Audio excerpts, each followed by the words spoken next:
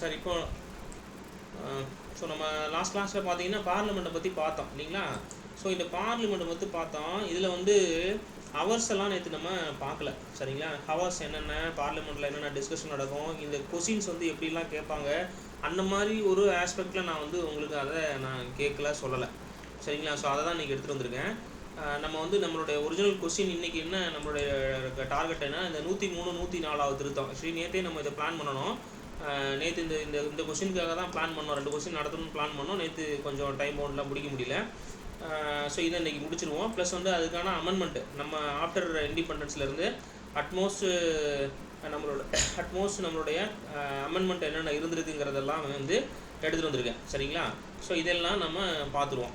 So இதுக்கு முன்னாடி நேற்று நடத்தின அந்த பார்லிமெண்ட்டில் இருக்கக்கூடிய ஒரு சின்ன சின்ன முக்கியமான விஷயங்கள் மட்டும் நம்ம இதில் டிஸ்கஸ் பண்ணிடுவோம் சரிங்களா. ஒரு ஃபுல் டே பார்லிமெண்ட் அப்படிங்கிறது நம்மளுடைய பாராளுமன்றம் வந்து நேற்று சொன்னோம். பிரதமர் இருக்கிறாரு, லோக்சபா இருக்கும், ராஜ்யசபா இருக்கும் அப்படின்னு சொல்லியிருந்தோம். ஸோ இதனுடைய உறுப்பினர்கள், இதனுடைய கேம்பியன் என்னென்ன அப்படிங்கிறது எல்லாமே நேற்று டிஸ்கஸ் பண்ணணும். ஸோ இந்த உறுப்பினர்கள் இருக்காங்க இல்லையா, ஸோ அவங்கள பொறுத்த மட்டும் சரிங்களா. எப்பெல்லாம் வரணும், அலுவல் நேரங்கள் அப்படின்னா என்னென்ன அப்படிங்கிறத பார்க்க போகிறோம் சரிங்களா. பொதுவாக பாராளுமன்றம் வந்து 11 மணிக்கு தான் ஆரம்பிக்கும். ஸோ இது என்ன சொல்கிறான் அப்படின்னா கொஸ்டின் அவர் அப்படின்னு சொல்கிறான். 11 மணிலேருந்து 12 மணி வரைக்கும் என்ன சொல்கிறான் அப்படின்னா கொஸ்டின் அவர் அப்படின்னு சொல்லிட்டான். பேப்பர்ஸ் எல்லாம் டேபிள் பண்ணிடுவாங்க 12 மணிக்கு சரிங்களா. பில்ஸை வந்து இன்ட்ரடியூஸ் பண்ணுறதுக்கு இந்த 12லேருந்து 1 மணி வரைக்கும் 0 ஹவர் சரிங்களா. 0 ஹவர். அப்புறம் 1 to 2 லஞ்சு. கவனமாக பார்த்துக்குங்க. 11 மணிக்கு ரொம்ப கவனமாக கவனிங்க. 11 மணிக்கு தான் ஸ்டார்ட் ஆகும். 11 to 12 வந்து கொஸ்டின் அவர். அப்போ முதல்ல என்ன அப்படின்னா கொஸ்டின் அவர் சரிங்களா. கொஸ்டின் அவர். ரெண்டாவது 12 to 1 0 ஹவர். மூணாவது லஞ்சு சரிங்களா. இந்த 2 to 6ங்கிறது லோக்சபா டில் 6 மணி வரைக்கும் இருக்கும் சரிங்களா. 6 மணி வரைக்கும் இருக்கும். இந்த லெஜிஸ்லேட்டிவ் பிஸ்னஸ் எல்லாமே பண்ணுவாங்க. ½ an hour டிஸ்கஷன் நடக்கும். ஷார்ட் டியூரேஷன் டிஸ்கஷன் தான் நடக்கும் சரிங்களா, நடக்கும். ஸோ இதில் 2 to 5 என்ன சொல்கிறான் அப்படின்னா ராஜ்யசபா வந்து 5 மணி வரைக்கும் தான் இருக்கும். ஆனால் லோக்சபா 6 மணி வரைக்கும் இருக்கும். கவனமாக பார்க்கணும். லோக்சபா மக்களவை வந்து பார்த்திங்கன்னா 6 மணி வரைக்கும் அலுவல் நேரம். வேரியஸ் வந்து ராஜ்யசபா 5 மணி வரைக்கும் தான் சரிங்களா. வெள்ளிக்கிழமையில் வந்து அது வந்து என்ன பண்ணுவான்னா ரிசர்வேஷன் பண்ணி வச்சுருப்போம் சரிங்களா. வெள்ளிக்கிழமை வேறு மாதிரி இருக்கும். மேடம் அந்த கூப்பிட்றேன் மேடம், ஒரு கிளாஸில் இருக்கேன், நான் உடனே கூப்பிட்றேன் மேடம், கோச்சுக்காதீங்க. இந்த மாதிரி இருக்கும் சரிங்களா. ஸோ இப்போ இதை தான் நம்ம பார்க்க போகிறோம். ஸோ இன்றைக்கி பார்த்திங்க அப்படின்னா ஃபஸ்ட்டு 1 hour வந்து நம்ம என்ன சொல்கிறோம் அப்படின்னா கொஸ்டின் ஹவர்னு சொல்கிறோம் சரிங்களா. ஸோ அந்த ரூல்ஸு ப்ரொசீஜரு. ஸோ யூஸ்வலி வந்து நம்ம மெம்பர்ஸ் எல்லாமே கொஸ்டின்ஸ் கேட்பாங்க. மெம்பர்ஸ் எல்லாமே இந்த கொஸ்டின் ஹவரில் கொஸ்டின் கேட்பாங்க. அந்த கன்சர்ன் மினிஸ்டர்ஸ் பார்த்திங்கன்னா ஆன்சர்ஸ் கொடுப்பாங்க சரிங்களா, ஆன்சர் கொடுப்பாங்க. ஸோ இந்த கொஸ்டின்ஸ் கேட்குறாங்க இல்லையா, இப்போ வந்து மெம்பர்ஸ் வந்து கொஸ்டின் கேட்குறாங்கன்னு சொல்கிறோம் இல்லையா. அப்போ டைப் ஆஃப் கொஸ்டின்ஸ் என்னென்ன இருக்கும் அப்படின்னா ஸ்டார்டு கொஸ்டின், அன்ஸ்டார்டு கொஸ்டின்னு சொல்லுவாங்க சரிங்களா. ஸ்டார்டு கொஸ்டின், அன்ஸ்டார்டு கொஸ்டின், அப்புறம் வந்து ஷார்ட் நோட்டீஸ் கொஸ்டின், அப்புறம் ப்ரைவேட் மெம்பர்ஸில் கேட்குற கொஸ்டின்ஸு, இந்த மாதிரியெல்லாம் வந்து கொஸ்டின்ஸை வந்து டைப்பாக பிரித்து வச்சுருக்காங்க சரிங்களா. அந்த 3 kinds ஆஃப் கொஸ்டின்ஸை வந்து இப்படி தான் பிரித்து வச்சுருக்காங்க. அதாவது வந்து இந்த ஸ்டார் மார்க் இடப்பட்ட கொஸ்டின்ஸு. ஸோ இதை பொறுத்த வரைக்கும் என்னென்னு சொல்லியிருக்காங்க, நம்ம 15 நாளைக்கு முன்னாடியே குறிக்கணும். 20 கொஸ்டின் தான் நம்ம எடுப்பாங்க ஓரல் ஆன்சருக்கு பெர் டேக்கு சரிங்களா. இந்த மாதிரி சொல்லியிருக்காங்க. ஸோ ஓரல் ரிட்டன் ஆன்சரில் எப்படி கொடுப்பாங்கன்னு சொல்லியிருக்காங்க. இந்த ஸ்டார்டு கொஸ்டின் அப்படின்னா இது ஓரல் ஆன்சர் தான், வாய்மொழியில் தான் வந்து அவங்க பதில் சொல்லுவாங்க. அன்சார்டு கொஸ்டின்ஸ்னால் இதுவும் 15 நாளைக்கு முன்னாடியே அட்வான்ஸாக நீங்கள் கொடுத்துடணும். இப்போ இன்றைக்கி வந்து அலுவல் நேரம் ஆரம்பிக்குதுன்னா 15 நாளைக்கு முன்னாடியே நீங்கள் அந்த கொஸ்டினை வந்து அவங்கள்ட்ட கொடுத்துடணும் சரிங்களா. இதுக்கு சப்ளிமெண்ட்ரி கொஸ்டின்ஸ் உண்டு. இது ரிட்டன் ஆன்சர் மட்டும்தான் இதுக்கு அன்சார்டு கொஸ்டின் கொடுப்பாங்க. சப்ளிமெண்ட்ரி கொஸ்டின்லாம் கொடுக்க மாட்டாங்க. ஷார்ட் நோட்டீஸ் கொஸ்டின்ங்கிறது இது வந்து எப்படின்னா 10 நாளுக்குள்ளார வந்து எப்படி சொல்கிறது அப்படின்னா இவங்க வந்து கொஸ்டின் கேட்பாங்க. அதை 10 நாளைக்கு முன்னாடியே சொல்லிடுவாங்க அந்த ஷார்ட் நோட்டீஸ் கொஸ்டினை. இதுவும் ஓரலாக தான் பதில் சொல்லுவாங்க. ஸோ நீங்கள் என்னென்ன டைப் ஆஃப் கொஸ்டின்ஸ் இருக்குதுன்னு தெரிஞ்சுக்கிட்டால் சப்ஜெக்ட் வைஸாக போதும். Starred question, unstarred question, starred as question, அது ஷார்ட் நோட்டீஸ் கொஸ்டின், ப்ளஸ் வந்து கொஸ்டின்ஸ் டு ப்ரைவேட் மெம்பர்ஸ் சரிங்களா. கொஸ்டின் டு ப்ரைவேட் மெம்பர்ஸ், இந்த 4 விஷயம் மட்டும் தெரிஞ்சால் போதுமானது உங்களுக்கு சரிங்களா. ஸோ அடுத்தது போது மட்டும் 0 ஹவர்ஸ்ன்னு சொல்கிறான். இந்த 0 ஹவர்ஸை பொறுத்த வரைக்கும் இந்த இன்னோவேஷன் வந்து 1962 இருக்குது. இது வந்து பார்த்திங்கன்னா அந்த ரூல்ஸ் ப்ரொசீஜரில் கிடையாது சரிங்களா. ஆனால் 1962 நடைமுறையிலேருந்து இந்த 0 ஹவர்ஸ் ஃபாலோ பண்ணுறோம் சரிங்களா. 0 ஹவர்ஸ்னால் என்ன சொன்னோம், 12 to 1 சொல்லியிருந்தோம் சரிங்களா. ஸோ இதை பொறுத்த வரைக்கும் பார்த்திங்கன்னா அர்ஜென்ட் விஷயங்கள் எல்லாமே சரிங்களா ப்ரியர் நோட்டீஸில் பண்ணுவாங்க. ஸோ எம்பியை பொறுத்த வரைக்கும் ஒரு 10 மணிக்கு முன்னாடியே சரிங்களா ஸ்பீக்கர்கிட்ட அன்னைக்கு சிட்டிங்கில் வந்து என்னென்ன தேவைகள் இருக்குது அப்படிங்கிறத அவங்க வந்து டிஸ்கஸ் பண்ணுவாங்க சரிங்களா. அப்போ இமீடியட்டாக உடனே கொஸ்டின் ஹவரில் ஸ்டார்ட் பண்ணி கேட்பாங்க சரிங்களா. கேட்பாங்க. அது முக்கியத்துவத்தை பொறுத்து தான் வந்து சபாநாயகர் வந்து அந்த நேரத்தை வந்து ஒதுக்கீடு பண்ணுவார் சரிங்களா. அந்த மேட்டரை பற்றி பேசுகிறத வந்து டிசிஷன் எடுக்கிறது யார் அப்படின்னா ஸ்பீக்கர் தான் சரிங்களா. ஸ்பீக்கர் தான் decides whether to allow the matter to be raised. ஓகேவா. மெம்பர்ஸ் வந்து ஒரு 10 மணிக்கு முன்னாடி வந்து ஒரு ஒரு ஒரு முக்கியமான அந்த அந்த அரசியல் சார்ந்த ஒரு முக்கியமான விஷயங்களை வந்து பொதுமக்கள் சார்ந்த முக்கியமான விஷயங்களை வந்து நீங்கள் இதை பேசுகிறதுக்கு இன்றைக்கி அலுவல் நேரம் கொடுக்கணும். ஏன் அப்படின்னா இந்த கொஸ்டின் அவரில் கேட்குறதுக்கு அனுமதி கொடுக்கணும். எதுக்காக இது கேட்குறோம் அப்படின்னா நீங்கள் ஏற்கனவே ஷார்ட் கொஸ்டின், நான் starred question, unstarred question, short notice கொஸ்டின்லாம் சொல்கிறாங்க. அதுக்கெலாம் பதில் சொல்லணும் சரிங்களா. முக்கியமான விஷயங்களாக இருந்தது அப்படின்னா இந்த கொஸ்டின் அவரில் முக்கியமான விஷயங்களை கொஸ்டின் அவரை கேட்குறதுக்கு வந்து பர்மிஷன் வந்து ஸ்பீக்கர்கிட்ட கேட்பாங்க. அதை அவர் கொடுக்குறத பொறுத்து தான் சரிங்களா. ஸோ அது சொல்கிறாங்க. அப்புறம் வந்து பார்த்திங்கன்னா மோஷன்ஸு. ஸோ இந்த மோஷன்ஸ் நமக்கு தெரியும் சரிங்களா. ஹவுசஸ் தான் எக்ஸ்பிரஸ் பண்ணோம் டிசிஷன்ஸ் ஒப்பீனியன்ஸ் எல்லாமே வேரியஸ் இஷ்யூவில் அதை ரிஜெக்ட் பண்ணுறதா அப்படிங்கிறது எல்லாமே இந்த மோஷன்ஸ் எல்லாமே சொல்கிறது இதில் தான் சரிங்களா. இந்த ப்ரெசிடிங் ஆஃபீஸரை பொறுத்து தான் இருக்கும் அது சரிங்களா. ஸோ 3 வகையான மோஷன் சொல்கிறாங்க. இது வந்து இந்த சப்ஸ்டன்டிவ் மோஷன்னு சொல்கிறாங்க, அப்புறம் சப்ஸ்டிடியூட் மோஷன்னு சொல்கிறாங்க, சப்சிடரி மோஷன்னு சொல்லுவாங்க. இந்த சப்சிடரி மோஷனை வந்து பிரிக்கிறாங்க, திருப்பி அமெண்ட்மெண்ட்டுன்னு பிரிக்கிறாங்க, சூப்பர் சீடிங்னு பிரிக்கிறாங்க, ஆன்சரி பிரிக்கிறாங்க. நம்ம இந்த அளவுக்கு தெரிஞ்சால் அதாவது இந்த அளவுக்கு நமக்கு வந்து இன்டெப்த்தாக இருக்கணும்னு அவசியம் இல்லை. என்ன இருக்குதுன்னு அந்த இடத்துல நீங்கள் தெரிஞ்சுக்கிட்டால் போதுமானது சரிங்களா. அது மட்டும் தெரிஞ்சால் போதுமானது. ஸோ ஒன்று கொடுத்துருக்குறாங்க, ஒவ்வொரு மோஷனும் கொடுத்துருக்குறாங்க. ஸோ இதில் வந்து பார்த்தீங்கன்னா க்ளோசர் மோஷன்னா என்ன அப்படின்னா ஒரு மெம்பர் இருக்கிறாரு, கட்ஷாட் டிபேட்டு வந்து ஒரு மேட்டரில் வந்து அவங்க வந்து டிஸ்கஸ் பண்ணணும்னு விருப்பப்படுறாங்கன்னு வச்சுக்கோங்களேன். விருப்பப்படுறாங்க அப்படின்னா அதை வந்து இந்த க்ளோசர் மோஷனில் கொண்டு போகிறாங்க சரிங்களா. க்ளோசர் மோஷனில் கொண்டு போகிறாங்க. ஸோ இந்த மாதிரி விஷயங்கள் எல்லாம் சொல்கிறாங்க, ஒன்று ஒவ்வொரு டைப்பாக சொல்கிறாங்க சரிங்களா. இது ரொம்ப முக்கியம். இதுக்கப்புறம் பார்த்திங்க அப்படின்னா வேறு என்ன சொல்லியிருக்கிறாங்க, வேறு என்ன இதில் சொல்லியிருக்காங்க, வேறு என்ன இருக்குது. அப்புறம் ப்ரிவிலேஜ் சொல்லியிருக்காங்க, ப்ரிவிலேஜ் மோஷன், காலிங் ஆஃப்டர் மோஷன்லாம் சொல்லியிருக்காங்க சரிங்களா. அதாவது இந்த மோஷன்னா உங்களுக்கு என்னன்னு தெரியுதுங்களா, தமிழில் இது புரியுதுங்களா சார்? இதில் தமிழில் ஏதாவது புரியுதா சார்? ஒன்றும் இல்லை சார். மோஷன் அப்படிங்கிறது இங்கே பாருங்கள், நீங்கள் வந்து இப்போ வந்து ஒரு உதாரணத்துக்கு நீங்கள் திருச்சியோட எம்பியாக இருக்கீங்கன்னு வச்சுங்களேன். இப்போ நம்ம பிரச்சனையே பேசுவோம். கரூரோட எம்பியாக இருக்கீங்கன்னு வச்சுக்கோங்க சரிங்களா. கரூரோட எம்பியாக இருக்கிறீங்க.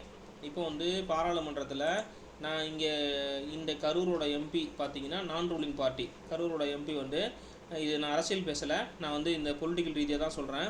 கரூரோட எம்பி இருக்காருன்னு வச்சுக்கோங்களேன். கரூரோட எம்பி அவருடைய பாராளுமன்ற தொகுதிக்குட்பட்ட ஒரு இடங்களில் வந்து ஒரு அன்டவார்டு இன்சிடென்ட் நடக்குது அப்படின்னா சரிங்களா, அதை பற்றி விவாதிக்கிறதுக்கு சரிங்களா, அதை பற்றி விவாதிக்கிறதுக்கும் சரிங்களா, அதனுடைய கருத்தோ இல்லை ஒரு முறையான முன்மொழிவை வந்து எடுத்து உரைக்கிறதுக்கும் சரிங்களா, இல்லை அதில் வந்து ஒரு குறிப்பிட்ட நடவடிக்கை எடுக்கிறதுக்கும் சரிங்களா, அந்த கருத்தை வெளிப்படுத்துறதுக்கு வந்து ஒரு தீர்மானத்தை வந்து கொண்டு வரது சரிங்களா. நீங்கள் தமிழில் நீங்கள் நியூஸ்லலாம் பார்த்துருக்கீங்க, கவன ஈர்ப்பு தீர்மானம்னு சொல்லுவாங்க, நீங்கள் கேள்விப்பட்டிருப்பீங்க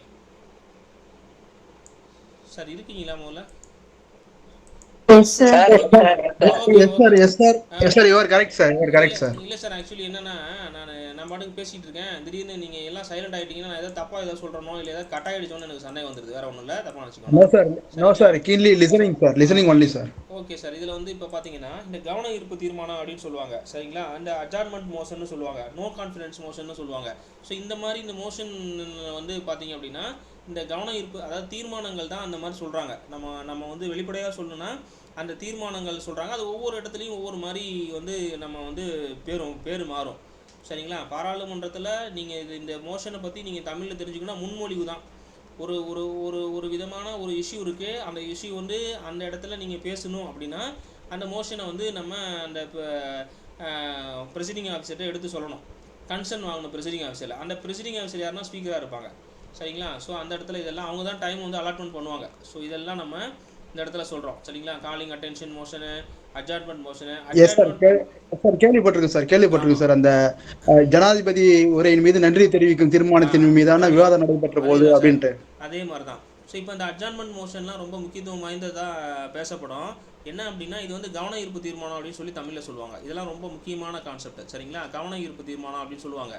ஏன் இதை நீங்கள் வந்து இப்படி இது எதுக்கு நீங்கள் வந்து எனக்கும் பரீட்சைக்கும் என்ன சம்மந்தம் அப்படின்னா, நம்ம தமிழ்நாடு போன்ற சரிங்களா, தமிழ்நாடு போன்ற இந்த ஸ்டேட்களில் பார்த்தீங்க அப்படின்னா ஆளுநர் உரை இருக்கு இல்லையா, ஆளுநர் உரைங்கிறது ரொம்ப முக்கியமான ஒரு விஷயம். ஆளுநர் உரை வந்து இந்த கவன ஈர்ப்பு தீர்மானம் வந்து கொண்டு வரும்போதே பார்த்தீங்க அப்படின்னா ஆளுநர் எதிர்த்து வெளிநடப்பு செய்வார். ஸோ அப்போ அதனால் வந்து இதெல்லாம் நமக்கு தெரியுதான்னு செக் பண்ணுவாங்க சரிங்களா, தெரியுதானே செக் பண்ணுவாங்க. ஸோ இதில் என்ன சொல்லியிருக்காங்க, அட்ஜார்ன்மெண்ட் மோஷனுங்கிறது ஒரு பொது முக்கியத்துவம் வாய்ந்த ஒரு விஷயம். ஸோ அதுதான் வந்து சொல்லியிருக்காங்க, to draw attention of the house of definite matter of urgent public importance. அதுதான் சொன்னேன் நான் சரிங்களா, அதுதான் சொன்னேன். பொது முக்கியத்துவம் வாய்ந்த விஷயம் அப்படின்னு சொன்னேன். அது மீது வந்து நம்ம கவனத்தை ஈர்க்கிறது சரிங்களா. ஸோ இதுக்கு இந்த மாதிரி இந்த மோஷன் கொண்டு வரணும்னா 50 பீப்புளோட சப்போர்ட் வேணும் சரிங்களா. இது வந்து ராஜ்யசபாவில் கிடையாது, லோக்சபாவில் மட்டும்தான் கொண்டு வர முடியும். இது வந்து 2.5 மணி நேரத்துக்கு வந்து லெஸ்ஸனாக இருக்குது, அதாவது நாட் லெஸ்ஸனாக இருக்கக்கூடாது சரிங்களா. Should not lesson 2.5 hours. இதை பற்றி பேசுவாங்க, வேறு ஒன்றும் இல்லை சரிங்களா. ஒத்திவைப்பு தீர்மானம் சார் இல்லை சார், கவன ஈர்ப்பு தீர்மானங்கிறது அதை அந்த சபை மீது கவனத்தை ஈர்க்கிறது தான், மற்றபடி வேறு ஒன்றும் இல்லை. அதுக்கு அடுத்தடுத்து வரும் சார். கட் மோஷன் நீங்கள் சொல்கிறது வந்து கட் மோஷன் தனியாக இருக்கும் சார் சரிங்களா. அது வந்து பார்த்தீங்கன்னா அடுத்து பார்த்தீங்கன்னா இந்த நோ கான்ஃபிடன்ஸ் மோஷன். இந்த நோ கான்ஃபிடன்ஸ் மோஷனுங்கிறது உங்களுக்கே தெரியும், சிம்பிள் மெஜாரிட்டிலே இதை பாஸ் பண்ண முடியும். அதாவது வந்து நம்பிக்கையில்லா தீர்மானம் கேள்விப்படுவீங்க. அந்த கவர்மெண்ட் அரசாங்கத்தின் மீது வந்து நோ கான்ஃபிடன்ஸ் மோஷனை கொண்டு வருவாங்க சரிங்களா. அதை வந்து நீங்கள் திருப்பி என்ன பண்ணணும் அப்படின்னா,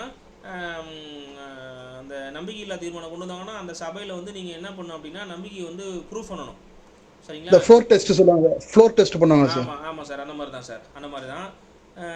இந்த அதாவது நோ கான்ஃபிடன்ஸ் மோஷன் கொண்டு வந்தாங்க அப்படின்னா அந்த அரசாங்க சபையின் மீது நம்பிக்கை இழந்துட்டதா வந்து அர்த்தம். அதை வந்து ப்ரூஃப் பண்ண சொல்லி உடனே வந்து இவர் சொல்லுவார், யாருன்னா லோக்சபாவோட ஸ்பீக்கர் சொல்லுவார் சரிங்களா. ஸோ இந்த வார்த்தை வந்து நோ கான்ஃபிடன்ஸ் மோஷனுங்கிறது கான்ஸ்டியூஷனில் கிடையாது, அது நம்ம தெரிஞ்சுக்கணும். அடுத்து கான்ஃபிடன்ஸ் மோஷன் அப்படிங்கிறது வந்து அதனுடைய தொடர்புடையது தான் சரிங்களா, அது தொடர்புடையது தான். ஸோ அதுக்கப்புறம் பார்த்தீங்கன்னா மோஷன் ஆஃப் தேங்க்ஸ். இதுதான் சார் சொன்னார், நன்றி தெரிவிக்கும் தீர்மானம். இப்போ குடியரசுத் தலைவரின் உரையின் மீது நன்றி தெரிவிக்கும் தீர்மானம் சொல்லுவோம் இல்லைங்களா. ஒவ்வொரு ஃபஸ்ட்டு செஷனும் பார்த்திங்க அப்படின்னா இந்த கொடுத்துருப்பான். ஒவ்வொரு ஃபஸ்ட்டு செஷனும் நம்ம வந்து பிரசிடெண்ட்டு வந்து நம்ம சென்ட்ரல் கவர்மெண்ட்டில் பாராளுமன்றத்தில் வந்து ஹேண்டில், அதாவது அவர் தான் வந்து நடத்துவார். ஒவ்வொரு ஃபிஸ்கல் இயரோட முதல் செஷன் அவர் தான் வந்து நடத்துவார். அந்த மாதிரி நடத்தும் போது பார்த்திங்கன்னா அவருடைய அந்த உரையின் மீது வந்து நம்ம நன்றி தெரிவிக்கும் தீர்மானம் கொண்டு வருவோம், மோஷன் ஆஃப் தேங்க்ஸ் அப்படின்னு சொல்லிட்டு சொல்லுவாங்க. ஸோ 2 ஹவுஸ்லேயுமே இதை பண்ணுவாங்க சரிங்களா. இதை இந்த இடத்துல நம்ம பார்க்குறோம்.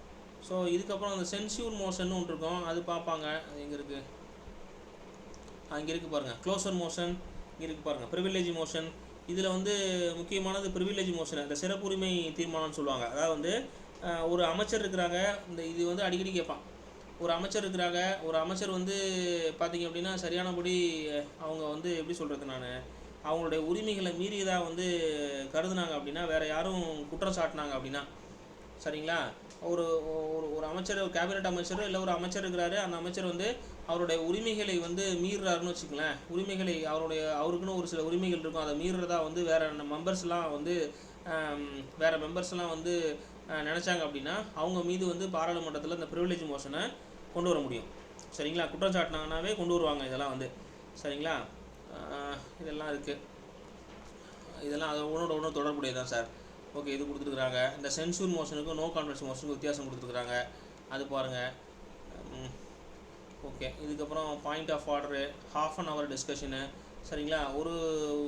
ஒரு பப்ளிக், அதாவது வந்து பொது முக்கியத்துவம் வாய்ந்த ஒரு விஷயங்களில் சரிங்களா, பொது முக்கியத்துவம் வாய்ந்த ஒரு விஷயங்களை வந்து பேசுகிறதுக்கு வந்து இவர் நேரம் ஒதுக்கீடு பண்ணுவார் சரிங்களா. அதை தான் அந்த இடத்துல சொல்லியிருக்கிறாங்க. ஒரு வீக்குக்கு வந்து 3 தடவை சரிங்களா. Speaker can allot 3 days in a week for such a discussion. 3 நாள் கொடுக்கலாம் சரிங்களா. இதெல்லாம் சொல்லியிருக்காங்க. ஷார்ட் டூரேஷன், அதே மாதிரி ஸ்பெஷல் மென்ஷன் கொடுத்துருக்காங்க, ரெசல்யூஷன் கொடுத்துருக்குறாங்க சரிங்களா. இதெல்லாம் இருக்குது. சரி, இதுக்கப்புறம் பார்த்தீங்கன்னா இதெல்லாம் ஒரு செட் ஆஃப் ஒர்க்கு சார். இதெல்லாம் ஒரு செட் ஆஃப் ஒர்க்கு, பார்லிமெண்ட்டில் நடக்கக்கூடிய அந்த விஷயங்கள். நீங்கள் இதில் முக்கியமாக தெரிஞ்சுக்க வேண்டியது இந்த மோஷன், இந்த டைப் வந்து தெரிஞ்சுக்கணும். டே இன் பார்லிமெண்ட்டுங்கிறது நீங்கள் தெரிஞ்சுக்கணும். கொஸ்டின் ஹவர்னா என்ன, கொஸ்டின் ஹவர் 11 to 12 சரிங்களா. 0 ஹவர்னா எவ்வளோ நேரம், 12 to 1. லஞ்ச் எப்போ இருக்கும் சரிங்களா. அப்போ வந்து மக்களவையோட அலுவல் நேரம் எவ்வளோ, ராஜ்யசபாவோட அலுவல் நேரம், இதெல்லாம் நீங்கள் தெரிஞ்சுக்கிட்டால் போதுமானது சரிங்களா. சப்ஜெக்ட் வைஸ் அது தெரிஞ்சுக்கிட்டால் போதுமானது. ஓகேங்களா. ஸோ நெக்ஸ்ட்டு பார்த்தீங்க அப்படின்னா இதில் பொறுத்த வரைக்கும் இந்த ப்ரொசீஜர் இந்த பார்லிமெண்ட்டில் லெஜிஸ்லேட்டிவ் ப்ரொசீஜர் அப்படின்னு சொல்லியிருக்கேன். ஒரு பில் இருக்குது. இந்த ப்ரொசீஜர் ஆஃப் அதாவது எப்படி சொல்கிறதுனா பில்ஸ் இன் ப்ரொஃபஷன் ஃபார் அதாவது ப்ரொஃபஷன் ஃபார் லெஜிஸ்லேஷன். இது வந்து நம்ம தெரிஞ்சுக்கணும் எப்படி வந்து டியூலி எனாக்டட் ஆகுது அப்படின்னு சொல்லிட்டு தெரிஞ்சுக்கணும். ஒரு பப்ளிக் பில்லாக இருக்குது சரிங்களா. இதில் பப்ளிக் பில் ப்ரைவேட் பில்னு சொல்லுவாங்க. இது பப்ளிக் பில்லாக இருக்குது பார்லிமெண்ட்டில் வந்து ஒரு கவர்மெண்ட் பில்லாக இருக்குது அப்படின்னா மினிஸ்டர் தான் இன்ட்ரடியூஸ் பண்ணுவார் சரிங்களா. இது வந்து reflected of the politics of the government. Ruling party யாரோ அவங்களுடைய கொள்கை சார்ந்த விஷயங்களாக இருக்கும் சரிங்களா. ஒரு ரூலிங் பார்ட்டி யாரோ அவங்களுடைய கொள்கை சார்ந்த விஷயங்களாக தான் அந்த பில் இருக்கிறதுக்கான வாய்ப்புகள் இருக்குது சரிங்களா. இந்த சான்ஸை பொறுத்த வரைக்கும் பார்லிமெண்ட்டில் அப்ரூவ் ஆகும். Rejection maybe lead government resignation தான். நீங்கள் எந்த பில்லு அவங்க வந்து கொண்டு வராங்க அப்படின்னாலும் பெரும்பான்மை அவங்களால நிறுவனம் செய்ய முடியும் சரிங்களா. நோட்டீஸை பொறுத்த வரைக்கும் 7 நாள். இது ரொம்ப முக்கியம். டிராஃப்ட்டு முடிச்சதுக்கப்புறம் சரிங்களா. டிராஃப்டட் பை எங்கன்னா லா டிபார்ட்மெண்ட் தான். Drafted by the concern department in consultation with the law department. ஒரு கன்சர்ன் டிபார்ட்மெண்ட் அப்படின்னா இப்போ வந்து ஒரு ஃபினான்ஸ் டிபார்ட்மெண்ட்டில் இருக்கு இல்லையா. ஃபினான்ஸ் டிபார்ட்மெண்ட்டில் ஒரு கொள்கை முடிவு எடுக்கிறாங்க அப்படின்னா அவங்க அந்த கொள்கை வரைவை என்ன பண்ணுவாங்கன்னா லா டிபார்ட்மெண்ட்டில் வந்து கன்சல்டேஷன் வாங்குவாங்க சரிங்களா. அவங்க வந்து இந்த இதில் வந்து இந்த விதிகளை இப்படி திருத்துங்க, இந்த மாதிரி செய்யுங்க, இல்லைனா உரிமைகள் மீறப்படக்கூடிய சுச்சுவேஷன் இருக்கும், அப்போ வந்து உச்சநீதிமன்றம் தலையிடும், இந்த மாதிரி விஷயங்கள் எல்லாமே வந்து எடுத்து சொல்லுவாங்க சரிங்களா. இது பப்ளிக் பில்லு. ப்ரைவேட் பில்லும் இந்த மாதிரி தான். ப்ரைவேட் பில்லில் பொறுத்த வரைக்கும் எந்த மெம்பர் வேணாலும் பார்லிமெண்ட்டில் கொண்டு வரலாம். மினிஸ்டர் தான் கொண்டு வரணும் கிடையாது, மெம்பரே கொண்டு வரலாம் சரிங்களா. இது வார்த்தை ரொம்ப முக்கியம். இதில் மினிஸ்டர் தான் கொண்டு வர முடியும், இல்லை மெம்பர் கொண்டு வரலாம். ஸோ இது வந்து ஸ்டாண்ட் அப்போசிஷன் பார்ட்டிக்கு அவங்க வந்து அவங்களுக்கு ரிஃப்ளெக்ட் பண்ணுற மாதிரி இருக்கும் சரிங்களா. ஸோ இந்த விஷயங்கள்ல தான் இந்த டிராஃப்டிங்கிறது வந்து யார் எழுதுவாங்கன்னா ரெஸ்பான்சிபிலிட்டி ஆஃப் த எந்த கன்சர்ன் மெம்பரோ அந்த மெம்பர் தான் சரிங்களா. யார் பில்லை கொண்டு வராங்களோ அவங்க தான் வந்து அந்த கன்சர்ன் மெம்பர் தான் வந்து டிராஃப்டிங் ரெஸ்பான்சிபிலிட்டி அப்படிங்கிறது சரிங்களா. இங்கே பொறுத்த வரைக்கும் நோட்டீஸ் வந்து 1 month நோட்டீஸு. இங்கே 7 days சொன்னோம் இல்லையா, அந்த மாதிரி வந்து இந்த introduction requires 1 month notice. So இங்கே பப்ளிக்கில் பொறுத்த வரைக்கும் இன்ட்ரொடக்ஷன் ரெக்வயர்ஸ் வந்து ஒன்லி 7 days நோட்டீஸ் தான் சரிங்களா. அது நம்ம தெரிஞ்சுக்கணும், முக்கியமாக தெரிஞ்சுக்கணும் சரிங்களா. இப்போ தான் பில்லுக்கு வரோம் ஓகேங்களா. இந்த பில்லுக்கு இப்போ தான் வரோம். இந்த பில்லை பொறுத்த வரைக்கும் 4 வகையான பில்கள் இருக்குது. ஸோ 4 கேட்டகரி இல்லை 4 டைப் ஆஃப் பில்ஸ் வந்து வி ஹாவ். ஒன்று ஆர்டினரி பில்ஸ். இந்த ஆர்டினரி பில்ஸுங்கிறது concern with any matter other the financial subject சரிங்களா. இந்த நீங்கள் பணம் சார்ந்த விஷயங்கள் தவிர மற்ற எதாக இருந்தாலும் ஆர்டினரி பில்லு தான். ஆர்டினரி பில்லுக்கு ஒரு உதாரணம் சொல்லுங்கள் பார்ப்போம். நீங்கள் உங்களுக்கு தெரிஞ்ச ஆர்டினரி பில்லுக்கான உதாரணம் சொல்லுங்களேன் பார்ப்போம். சரி, கட் ஆயிடுச்சா ஒரு வேளை? சார் மசோதா வாசிக்குது சார். அதான் சார் சொல்லுங்கள். அதான் என்ன மாதிரி பில்ஸ் சொல்லுங்கள், ப்ராக்டிக்கலான பில் சொல்லுங்கள். ஏதாவது உங்களுக்கு வந்து இப்போ நான் சொல்கிறேன் இல்லையா, பில்ஸ் வந்து உங்களுக்கு தெரிஞ்ச பில்ஸ் சொல்லுங்கள் பார்ப்போம். மசோதான்னு சொல்கிறோம் இல்லையா, ஆர்டினரி பில்லு சொல்கிறோம் இல்லையா, ஆர்டினரி பில்லு, மணி பில்லுலாம் சொல்கிறோம் இல்லையா, ஃபினான்ஸ் பில்லு, கான்ஸ்டியூஷன் அமெண்ட்மெண்ட் பில்லுன்னு சொல்கிறோம் சார். சொல்லுங்கள் sir. Woman reservation bill. Okay sir, சொல்லுங்கள் சார். அப்புறம் வேறு sir? Sir NEET exam. NEET exam ordinary bill வருமா? சரி ரைட்டு, சொல்லுங்கள் சார். ஓகே சார், சொல்லுங்கள் சார். சரி வேறு சொல்லுங்கள். வேறு யாராவது சொல்லுங்கள். 60-70 பேத்துக்கு மேலே இருக்கமே, சொல்லாமே. நீங்கள் எல்லாருக்கும் ஒன்று சொல்லுங்கள். ஜம்மு காஷ்மீர். ஜம்மு காஷ்மீர் சொல்கிறீங்களா? சரி ஓகே. சரி வேறு? Jammu sir GST bill sir. GST bill அந்த மாதிரி சொல்லலாம். வேறு? வடகிழக்கு மாநிலத்துக்கான தனி சட்ட மசோதா. தனி சட்ட மசோதா பெட்ட பில்லு. சூப்பர் சார், அது ஒரு அருமையான ஒரு இது சரிங்களா, ஆர்டினரி பில்லு. ஓகே வேறு? PM Kisan bill. என்ன சொல்கிறீங்க sir? PM Kisan. PM Kisan super sir, அதுவும் ஓகே தான். பிஎம் கிஷானும் ஓகே தான். ஸோ இந்த மாதிரி வெரைட்டி ஆஃப் பில்ஸ் இருக்குது. சொல்லுங்கள் sir. EWS bill. EWS bill அது கூட சொல்லலாம் சரிங்களா. ஸோ ஆர்டினரி பில்ஸை பொறுத்த வரைக்கும் ஒரு ஆர்டினரி பில் இருக்குது அப்படின்னா சரிங்களா, அதுக்கு 5 stages இருக்குது. ஸோ ஆர்டினரி பில்ஸை பொறுத்த வரைக்கும் 5 stages இருக்குது. இட் கேன் பி இன்ட்ரடியூஸ்டு எந்த இடத்துல வேணால் பண்ணலாம். இந்த ஆர்டினரி பில்ஸ் பொறுத்த வரைக்கும் நான் சொல்லிட்டேன், concern with any matter other than financial subject. பணம் சார்ந்த இல்லாமல் எந்த மசோதாவாக இருந்தாலும் அது வந்து சாதாரண மசோதா தான், ஆர்டினரி பில்லு தான் சரிங்களா. இந்த எவரி ஆர்டினரி பில்லும் பார்த்தீங்கன்னா has to pass through 5 stages in the parliament. சரிங்களா? இதுக்கு முன்னாடி நீங்கள் கான்ஸ்டியூட்டில் புக்கில் எழுதுறதுக்கு முன்னாடி 5 வாசிப்பு பண்ணணும். ஃபஸ்ட்டு என்ன அப்படின்னா ஃபஸ்ட்டு ரீடிங். சரிங்களா? அதுக்கு பேரே ஃபஸ்ட் ரீடிங் தான். முதல்ல படிப்பாங்க. சரிங்களா? முதல்ல படிப்பாங்க. என்ன எப்படி படிப்பாங்க? இந்த ஃபஸ்ட் ரீடிங்கிறது எய்தர் லோக்சபாலையோ இல்லை ராஜ்யசபாலையோ எதில் வேணால் நடக்கும். சரிங்களா? அதான் இந்த ordinary bills maybe introduced in either house of parliament. ரைட்டுங்களா? பார்லிமெண்ட். அதுக்கப்புறம் யார் கொண்டு வருவாங்கங்கிறது ரொம்ப முக்கியமான விஷயம். யார் கொண்டு வருவாங்கன்னா பை மினிஸ்டர் இல்லைன்னா any other member of house. சரிங்களா? கொண்டு வந்துடுவாங்க. சரிங்களா? அதுக்கப்புறம் பார்த்தீங்க அப்படின்னா இந்த ஃபஸ்ட் ரீடிங் வந்து சரிங்களா கெசட்டில் வந்து பதிவாகும். ஃபஸ்ட் ரீடிங் இவங்க வாசித்த ஃபஸ்ட் ரீடிங் வந்து கெசட்டில் பதிவாகும். செகண்ட் ரீடிங்கை பொறுத்த வரைக்கும் இது ரொம்ப இம்பார்ட்டன்ட் ஸ்டேஜ். இது ஃபஸ்ட் ரீடிங் முடித்த உடனே இது கெசட்டில் வந்து கவர்மெண்ட் கெசட்டில் வந்து கொண்டு வந்துடுவாங்க. அப்புறம் செகண்ட் ரீடிங் பண்ணுவாங்க. சரிங்களா? ஸோ செகண்ட் ரீடிங் வந்து டிஸ்கஷன். சரிங்களா? செகண்ட் ரீடிங் வந்து அட்மோஸ்ட் இம்பார்ட்டன்ட் ஸ்டேஜ். சரிங்களா? Enactment of a bill. இது ரொம்ப ரொம்ப முக்கியமான விஷயம். என்ன விஷயம் அப்படின்னா ஜென்ரல் டிஸ்கஷன் பண்ணுவாங்க முதல்ல. சரிங்களா? ஜென்ரல் டிஸ்கஷன் பண்ணுவாங்க. சரிங்களா? என்ன மாதிரி பண்ணுவாங்க அப்படின்னா இவங்க வந்து ஒரு குறிப்பிட்ட நாளை ஒதுக்கீடு பண்ணி அந்த நாளில் வந்து சரிங்களா அந்த நாளில் என்ன பண்ணுவாங்க அப்படின்னா டிஸ்கஷன் பண்ணுவாங்க. இந்த பில்லு எப்படி என்ன ஏது எல்லாமே டிஸ்கஸ் பண்ணுவாங்க. இப்போ இந்த இதில் வந்து நிறைய விவாதங்கள் இருக்குன்னா ஜாயின்ட் சிட்டிங்குக்கும் அவங்க கால்ஃபர் பண்ணலாம். சரிங்களா? ஜாயின்ட் சிட்டிக்கும் கால்ஃபர் பண்ணலாம். அதுக்கப்புறம் பார்த்தீங்கன்னா மக்களுக்கு வந்து சர்க்குலேட்டுக்கும் விடலாம். சரிங்களா? சர்க்குலேட்டுக்கும் விடலாம். ஃபஸ்ட்டு வந்து பார்த்திங்கன்னா பில்லை வந்து நம்ம கன்சிடர் பண்ணுறோம். ஒரு ஃபிக்ஸ்டு டேட்டில் வந்து கன்சிடரேஷன் பண்ணுறோம். லோக்சபாலையோ ராஜ்யசபாலையோ. அப்புறம் வந்து கமிட்டி இருப்பாங்க. கமிட்டிக்கு ரெஃபர் பண்ணுவோம். இதுலேயும் 5 ஸ்டேஜ் இருக்குது. சரிங்களா? கமிட்டிக்கு ரெஃபர் பண்ணுவோம். அதுக்கப்புறம் பார்த்திங்க அப்படின்னா அந்த பில்லை வந்து அந்த ஜாயின்ட் கமிட்டின்னு ஒன்று இருக்கும். ஸோ 2 ஹவுஸுக்கு ஜாயின்ட் கமிட்டின்னு ஒன்று இருக்கும். அந்த ஜாயின்ட் கமிட்டிக்கு ரெஃபர் பண்ணி அனுப்புவாங்க. அப்புறம் பார்த்திங்கன்னா மக்களுக்கு வந்து சர்க்குலேட் பண்ணுவாங்க. இது பேரே செகண்ட் ரீடிங்னு சொல்கிறாங்க. சரிங்களா? செகண்ட் ரீடிங் சொல்கிறாங்க. அப்புறம் வந்து பார்த்திங்கன்னா 3வது கமிட்டி ஸ்டேஜ் அப்படின்னு சொல்லுவாங்க. கமிட்டி ஸ்டேஜில் வந்து இந்த கமிட்டி வந்து என்ன பண்ணும் அப்படின்னா இந்த என்டையர் பார்லிமெண்ட் கமிட்டி என்ன பண்ணுவாங்கன்னா இல்லைன்னா தே எக்ஸாமின் த பில்லு. சரிங்களா? ஆஸ் பர் லா இருக்கா, அது தேவையா அப்படிங்கிறத தரவுலி கிளாஸ் பை கிளாஸு. சரிங்களா? கிளாஸ் பை கிளாஸ் வந்து தே கேன் எக்ஸாமின். அவங்க வந்து அதை வந்து ஆய்வு பண்ணுவாங்க. சரிங்களா? இது 3வது ஸ்டேஜ். 4வது ஸ்டேஜை பொறுத்த வரைக்கும் கன்சிடரேஷன் ஸ்டேஜ். ஸோ இந்த கன்சிடரேஷன் ஸ்டேஜை வந்து என்ன பண்ணுவாங்கன்னா செப்பரேட்டாக. சரிங்களா? இந்த ஹவுஸில் வந்து இந்த கன்சிடரேஷன் ஸ்டேஜ் தான் நம்ம காட்டுவானுங்க. இந்த ஹவுஸில் வந்து ரிசீவ் ஆகிடும். சரிங்களா?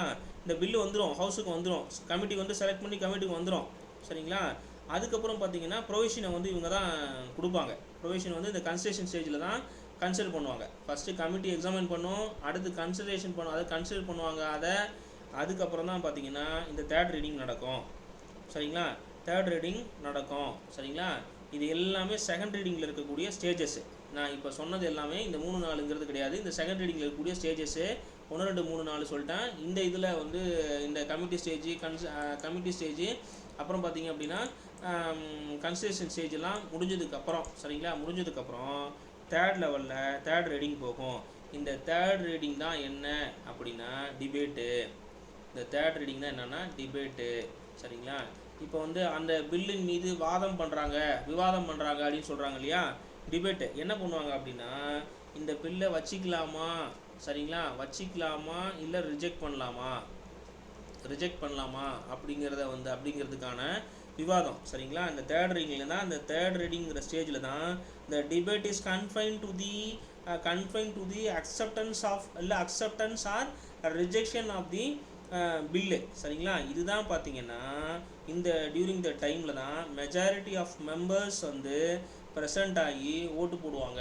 அந்த பில்லு மீது ஓட்டு போடுவாங்க. சரிங்களா? இதை பாஸ் பண்ணலாமா வேணாமாங்கிறத வந்து அவங்க தான் வந்து டிசைட் பண்ணி ஓட்டு போடுவாங்க. சரிங்களா? அந்த bill is recorded as passed by the house. சரிங்களா? அதுதான் தேர்ட் ஸ்டேஜின்னு சொல்கிறாங்க.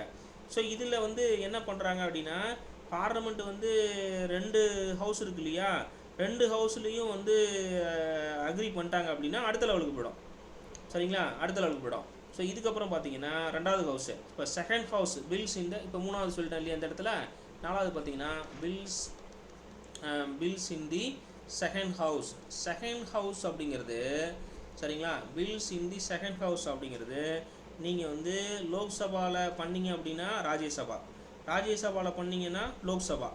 சரிங்களா, இந்த மாதிரி இதை வந்து இவங்க ட்ரீட் பண்ணுவாங்க.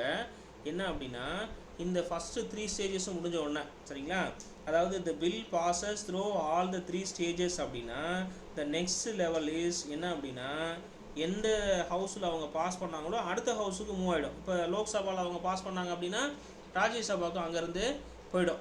சரிங்களா, ராஜ்யசபாவுக்கு போயிடும். சரி, ராஜ்யசபாவுக்கு போயிடுச்சு. இப்போ நான் ஃபஸ்ட்டு சபாவில், அதாவது லோக்சபாவில், அதாவது மக்களவையில் வந்து இது வந்து நிறைவேற்றம் செய்யப்பட்டது. சரிங்களா, ஆனால் மாநிலங்களவையில் நிறுத்தி வைக்கப்படுது. அப்படின்னா எவ்வளோ காலம் நிறுத்தி வைக்கலாம்? சரிங்களா, இவங்களுக்கு ரிஜெக்ட் பண்ணுற பவர் இருக்கா அப்படின்னா கிடையாது. 14 நாள், 2 வாரம் தான் வச்சுருக்கலாம். சரிங்களா, வச்சுருக்கலாம். அதிகபட்சம் வந்து 6 மாதத்துக்குள்ளார அவங்க வந்து முடிவெடுக்கணும். டெட்லாக் சுச்சுவேஷன் அப்படின்னு சொல்லுவாங்க, பின்னாடி வரும். டெட்லாக் சுச்சுவேஷன் சொல்லுவாங்க. அதை கடந்து உடனே இவங்க என்ன பண்ணணும் அப்படின்னா பிரசிடெண்ட்டுக்கு அனுப்பிச்சே ஆகணும். சரிங்களா, இவ்வளோ ரொம்ப காலமாக இதில் வச்சுருக்க முடியாது. சரிங்களா, இந்த செகண்ட் ஹவுஸ் வந்து சரிங்களா, செகண்ட் ஹவுஸை பொறுத்த வரைக்கும் பெண்டிங்கில் வைக்கலாம். No take any action and keep the billing is pending அப்படி செய்யலாம். இல்லை வந்து 2 பேரும் சேர்ந்து தான் அந்த பில்லை ரிஜெக்ட் பண்ணுற மாதிரி சூழ்நிலை இருக்கும். சரிங்களா, இல்லை நீங்கள் நிறுத்தி வைக்கலாம்னா 6 மாதம் வரைக்கும், அதாவது 14 நாள்லேருந்து 6 மாதம் வரைக்கும் நிறுத்தி வைக்கலாம். 14 நாளைக்கு மேலே நீங்கள் அதில் பற்றி எதுவுமே எடுக்கலைன்னா அது ஆல்ரெடி வந்து ஜாயின்ட் சிட்டிங்க்கு மூவ் ஆகுதுன்னு சொல்லிட்டு அந்த சம்மன் அறுதம் அந்த மாதிரி இருக்கும். சரிங்களா, ஸோ ஃபைனல் ஸ்டேஜ் வந்து assent of the president. So president வந்து என்ன பண்ணுவார்னா எவ்ரி பில்லு சரிங்களா, எவ்ரி பில் வந்து பாஸ் ஆகிடுச்சு. Every bill after being passed by the parliament of both the houses அப்படின்னா by the both the houses of the parliament அப்படின்னா it may be either single சிட்டிங்காக இருக்கலாம், அன்லெஸ் ஜாயின்ட் சிட்டிங்கில் இருக்கலாம். சரிங்களா, joint சிட்டிங்காக இருக்கலாம். So அதுக்கப்புறம் பார்த்தீங்கன்னா அந்த பில்லு வந்து பிரசிடெண்ட்டோட அசென்ட்டுக்கு வரும். பிரசிடெண்ட்டு தான் வந்து அதில் கையெழுத்து போடுவாங்க. சரிங்களா, சரி, பிரசிடெண்ட்டு கையெழுத்து போடுறாங்க, தப்பில்லை. பிரசிடெண்ட்டு கையெழுத்து போடாமல் விட்டா என்ன பண்ணலாம்? பிரசிடெண்ட்டு கையெழுத்து போடலாம் முதல்ல, ஃபஸ்ட்டு விஷயம். சரி, ரைட்டு, இவங்க லாக்கு உட்பட்டு தான் பண்ணியிருக்காங்க, இது வந்து மக்கள் நலன் சார்ந்த விஷயம், பிரசிடெண்ட்டு வந்து கையெழுத்து போடலாம் ஃபஸ்ட்டு. ஓகே, ரெண்டாவது என்ன அப்படின்னா நிறுத்தி வைக்கலாம். With hold his ascent to the bill, நிறுத்தி வைக்கலாம். சரிங்களா, மூணாவது பண்ணலாம் அப்படின்னா ஒரு முறை இதை ரீகன்சிடர் பண்ணுங்கள் அப்படின்னு சொல்லி நீங்கள் வந்து திருப்பி வந்து ஹவுஸுக்கே திருப்பி அனுப்பலாம். சரிங்களா, ரீகன்சிடர், அதாவது return the bill for reconsideration of the houses. சரிங்களா, அதுக்கு வந்து ஒரு வீட்டோ பவர் ஒன்று வச்சுருக்கிறாரு இவர். சரிங்களா, அந்த வீட்டோ பவர் என்னென்னா சஸ்பென்சிவ் வீட்டோ பவர். சரிங்களா, சஸ்பென்சிவ் வீட்டோ பவர் அப்படின்னு சொல்கிறாங்க. அந்த சஸ்பென்சிவ் வீட்டோ பவரை பயன்படுத்தி president has been return to the bill for consideration purpose எங்கே பண்ணலாம் அப்படின்னா ஹவுசஸுக்கு, பார்லிமெண்ட்டுக்கு பண்ணலாம். சரிங்களா, பண்ணலாம். இந்த மாதிரி விஷயங்கள் எல்லாம் இருக்குது. சரிங்களா, இது ஒரு கைண்ட் ஆஃப் பில்லு. சரிங்களா, இது புரியுது இல்லைங்களா? இது புரியுது இல்லைங்களா? இங்கே தான் இதை தான் வளைச்சி கொடுத்துருப்பாங்க. ஆர்டினரி பில்லு என்னென்ன ஸ்டேஜ் எல்லாம் கொடுத்துருப்பாங்க உங்களுக்கு. 3rd ரீடிங்னா என்ன, 4th ரீடிங்னா என்ன, இது எல்லாமே நான் உங்களுக்கு அங்கே சொல்லிட்டேன். சரிங்களா, இந்த விஷயங்கள் எல்லாமே ஆர்டினரி பில்லில் சொன்னது எல்லாமே நான் அந்த இடத்துல சொல்லிட்டேன். சரிங்களா, இது ரொம்ப முக்கியம்.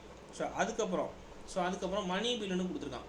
ஸோ மணி பில் அப்படிங்கிறது ரைட்டுங்களா, 110 கீழே வர மணி பில்லுங்கிறது concern bill with the financial matters like வந்து எக்ஸ்பெண்டிச்சர், அதாவது பப்ளிக் எக்ஸ்பெண்டிச்சரு, டாக்ஸேஷன், இது எல்லாமே பார்த்தது அப்படின்னா மணி பில்லுக்குள்ளார வரும். சரிங்களா, மணி பில்லுக்குள்ளார வரும். ரைட்டு, மணி பில் என்ன சொல்லுது? ரைட்டா, அந்த ஃபினான்ஷியல் பில்லுக்கும் மணி பில்லுக்கும் என்ன வித்தியாசம்? சரிங்களா, இந்த ஃபினான்ஷியல் பில், இந்த மணி பில் அப்படிங்கிறது, சரி ஃபஸ்ட்டு மணி பில் பார்த்துருவோம். மணி பில் அப்படிங்கிறது வந்து ஆர்டிகல் 110. சரிங்களா, article 110 deals with money bills. சரிங்களா, நம்ம சொல்லிட்டோம் லைக் டாக்ஸேஷன், பப்ளிக் எக்ஸ்பெண்டிச்சர், எக்ஸட்ரான்னு சொல்லிட்டோம். சரிங்களா, இது என்ன அப்படின்னா இந்த 110 ஆர்டிகல் மட்டும்தான் இந்த மணி பில்லை பற்றி டீல் பண்ணோம். சரிங்களா, யார் சர்டிஃபைட் பண்ணுவாங்க? அது ரொம்ப முக்கியமான விஷயம். நம்ம சபாநாயகர் தான். நம்ம ஆல்ரெடி சொல்லிட்டோம். ஸோ சபாநாயகர் தான் டிசைட்ஸ். சரிங்களா, சபாநாயகர்னா ஆங்கிலத்தில் நம்ம ஸ்பீக்கர்னு சொல்கிறோம். Speaker only decides whether the bill is money bill or not அப்படிங்கிறத முடிவு பண்ணுறது யார் அப்படின்னா சபாநாயகர். ஸோ யார் அப்ரூவல் பண்ணுறாங்க அப்படின்னா யார்கிட்ட கன்சர்ன் வாங்கணும் அப்படின்னா பிரசிடெண்ட்டோட ஒப்புதலின் பேரில் மட்டும்தான். சரிங்களா, இன்ட்ரொடக்ஷன் வந்து நம்ம லோக்சபாவில் மட்டும்தான் பண்ண முடியும். மணி பில் ஒன்லி இன்ட்ரடியூஸ்டு இன் தி லோக்சபா மட்டும்தான், அதாவது மக்களவையில் மட்டுமே வந்து இந்த பண மசோதாவானது விதி எண் 110 கீழே வந்து கொண்டு வர முடியும். சரிங்களா? ரெக்கமெண்டேஷனுங்கிறது ரொம்ப ரொம்ப முக்கியமான விஷயம். இந்த பில்லை இன்ட்ரடியூஸ் பண்ணணும் அப்படின்னா பிரசிடெண்ட்டோட recommendation utmost important. President must be recommend to இந்த பில்லை வந்து அந்த இதில் அப்படின்னா மக்களவையில் கொண்டு வரதுக்கு ரெக்கமெண்ட் பண்ணணும். சரிங்களா? இந்த பில்லை வந்து ராஜ்யசபா வந்து அமெண்ட்மெண்ட் பண்ண முடியாது, ரிஜெக்ட் பண்ண முடியாது. நான் சொன்னேன் இல்லையா, அந்த ஸ்டேஜஸ் சொன்னேன் இல்லையா, 1 2 3 ரீடிங் சொன்னேன். பில்ஸ் இந்த செகண்ட் ஹவுஸ் சொன்னேன். இந்த பில்லு செகண்ட் ஹவுஸுக்கு போகும்போது, ராஜ்யசபாவுக்கு போகும்போது, ராஜ்யசபா இருக்கு இல்லையா, Rajya Sabha can not be amended are rejected. இதை வந்து இவங்களால் வந்து திருத்தம் செய்கிறதுக்கோ அன்லெஸ் வந்து ரிஜெக்ட் பண்ணுறதுக்கோ எந்த உரிமைகளும் இந்த பில்லு மீது இவங்களுக்கு கிடையாது. சரிங்களா? கிடையாது. ஆனால் த திங் இஸ் தட், ஆனால் பிரசிடெண்ட் வந்து அவருடைய வீட்டோ பவரை பயன்படுத்தி, சரிங்களா, வீட்டோ பவரை பயன்படுத்தி எய்தர் அக்செப்ட் பண்ணலாம் ஆர் ரிஜெக்ட் பண்ணலாம். இது ரொம்ப ரொம்ப முக்கியமான ஒரு கமிட்மெண்ட். சரிங்களா? ரொம்ப முக்கியமான பிரசிடெண்ட்டோட கமிட்மெண்ட். கொண்டலாம். சரிங்களா? பண்ணலாம். ரைட்டு. இதெல்லாம் ஓகே. நீங்கள் ராஜ்யசபா வந்து ரிஜெக்ட் பண்ண முடியாதுன்னு சொல்கிறீங்க.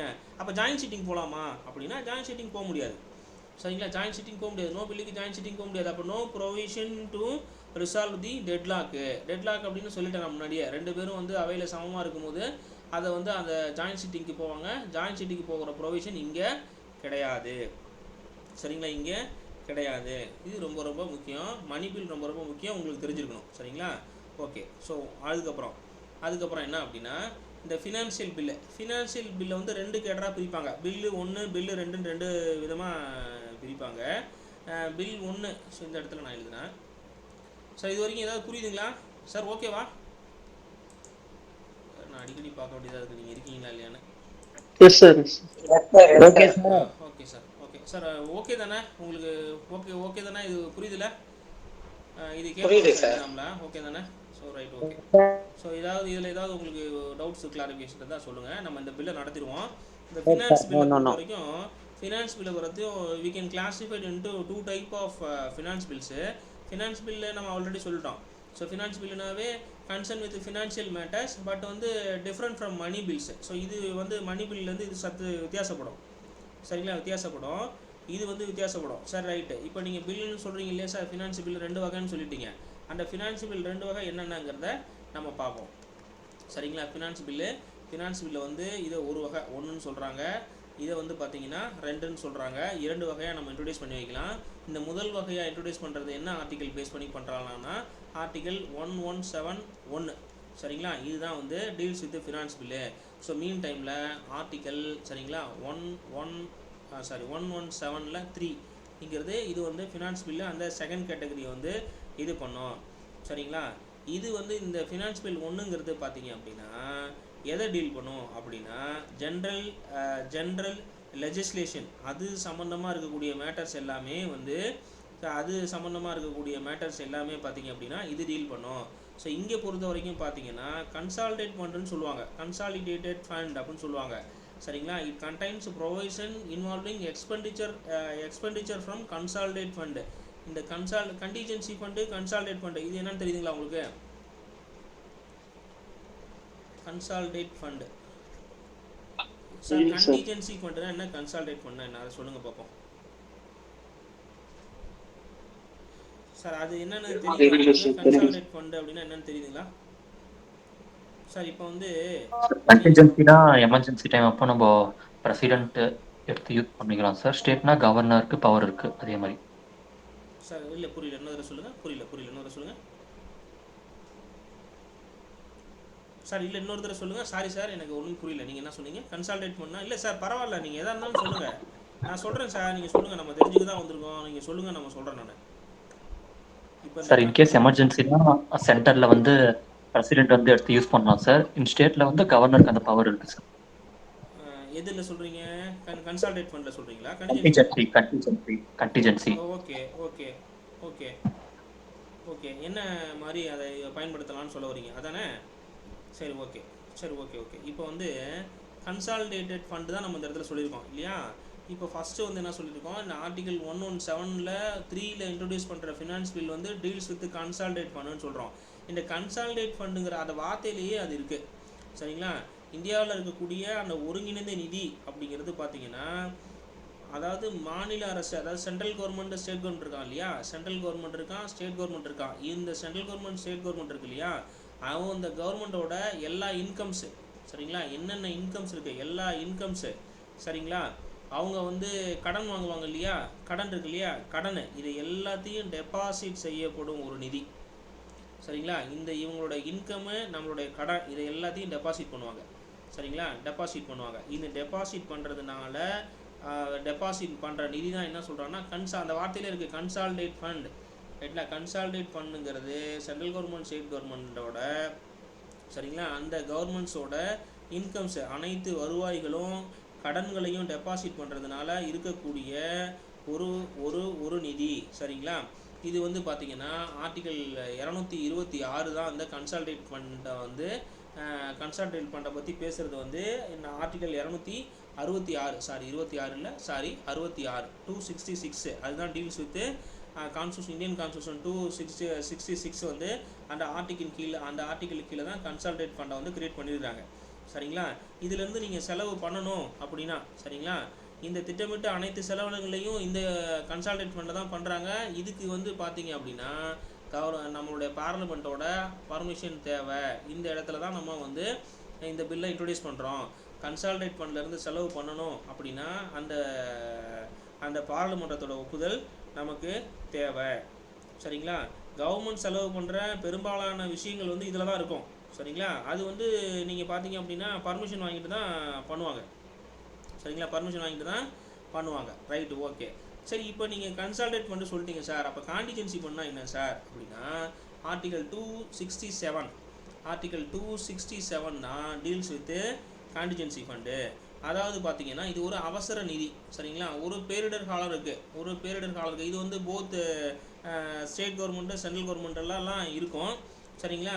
இப்போது இதை பொறுத்த வரைக்கும் பார்த்தீங்க அப்படின்னா ஒரு அவசர நிதின்னு தான் சொல்கிறோம்.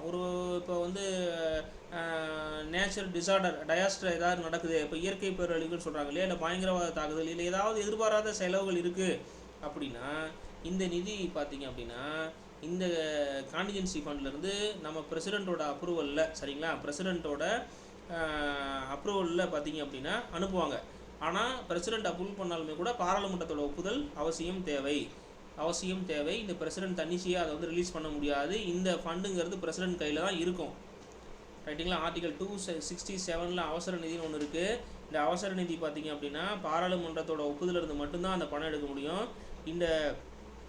இந்த அவசர நிதிங்கிறது நம்ம வீட்டில் வந்து அந்த காலத்தில் நம்மளுடைய மூதாதையர்கள்லாம் பார்த்திங்க அப்படின்னா இந்த குருணி அதாவது குசுனின்னு சொல்லுவாங்க, இல்லை குருணின்னு சொல்லுவாங்க. அதாவது எப்படின்னா பெரிய பெரிய தானியங்கள் கொட்டி வைக்கிற இடத்துல பார்த்திங்கன்னா பண மூட்டைகளையும் நம்ம வந்து அந்த பண பைகளையும் மறைச்சி வைப்பாங்க.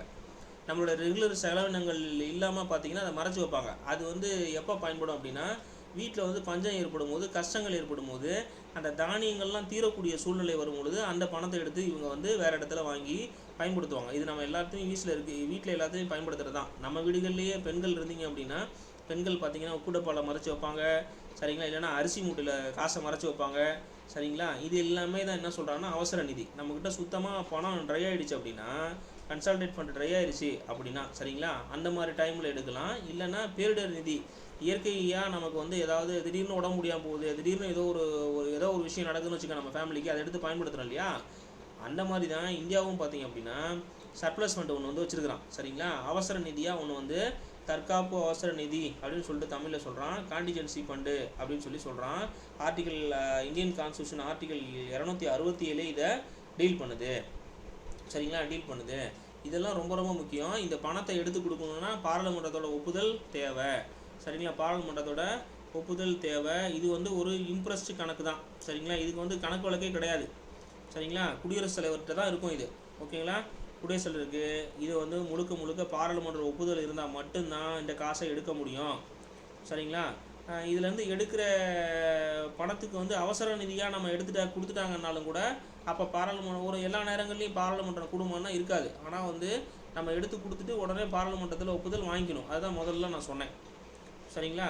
அதாவது நீங்கள் என்ன சொல்லணும்னா அப்படின்னா இந்த அவசர நிதியை நீங்கள் எப்படி சொல்லலாம்னா காண்டிஜென்சி ஃபண்டை எதிர்பாராத செலவினங்களை டீல் பண்ணுறதுக்கு வந்து கொண்டு வரது தான் இந்த பணம். சரிங்களா சார்? இது புரியுதுங்களா சார்? இதுலேருந்து பரீட்சையில் கேள்வி கேட்பான் சார், ரொம்ப கவனமாக பாருங்கள். புரியுதுங்களா?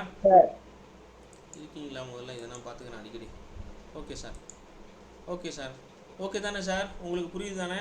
அடுத்தது போயிடலாங்களா? ஓகே சார், சரிங்க sir. Okay okay. So okay, இதுக்கப்புறம் இதில் பாருங்கள். கன்சாலிடேட் ஃபண்டா பட்ஜெட்டுக்கு இதுக்கு ரிலேட்டடுங்களா சார்? சார் இன்னொரு தடவை கேளுங்க. ஓ, கன்சாலிடேட் ஃபண்டுக்கும் இந்த பட்ஜெட் தாக்கல் பண்ணுறாங்கல்ல, ஒரு டிபார்ட்மெண்ட்டுக்கு ஃபண்ட் அலோகேட் பண்ணுறது. அப்படி நீங்கள் அந்த மாதிரி பட்ஜெட்டுக்குள்ளே நீங்கள் போகவே கூடாது. கன்சாலிடேட் ஃபண்டை பட்ஜெட்டுக்குள்ளே கொண்டே போகக்கூடாது சார். ஃபஸ்ட்டு விஷயம் சார், கன்சாலிடேட் ஃபண்டுங்கிறது நம்மளோட ஒவ்வொரு பட்ஜெட்டு நீங்கள் போடும் போதும் அந்த பைசாவில் சொல்லும் போதும் ஒரு குறிப்பிட்ட பைசாவை அந்த நிதியத்துக்கு ஒதுக்கிடுவாங்க சார்.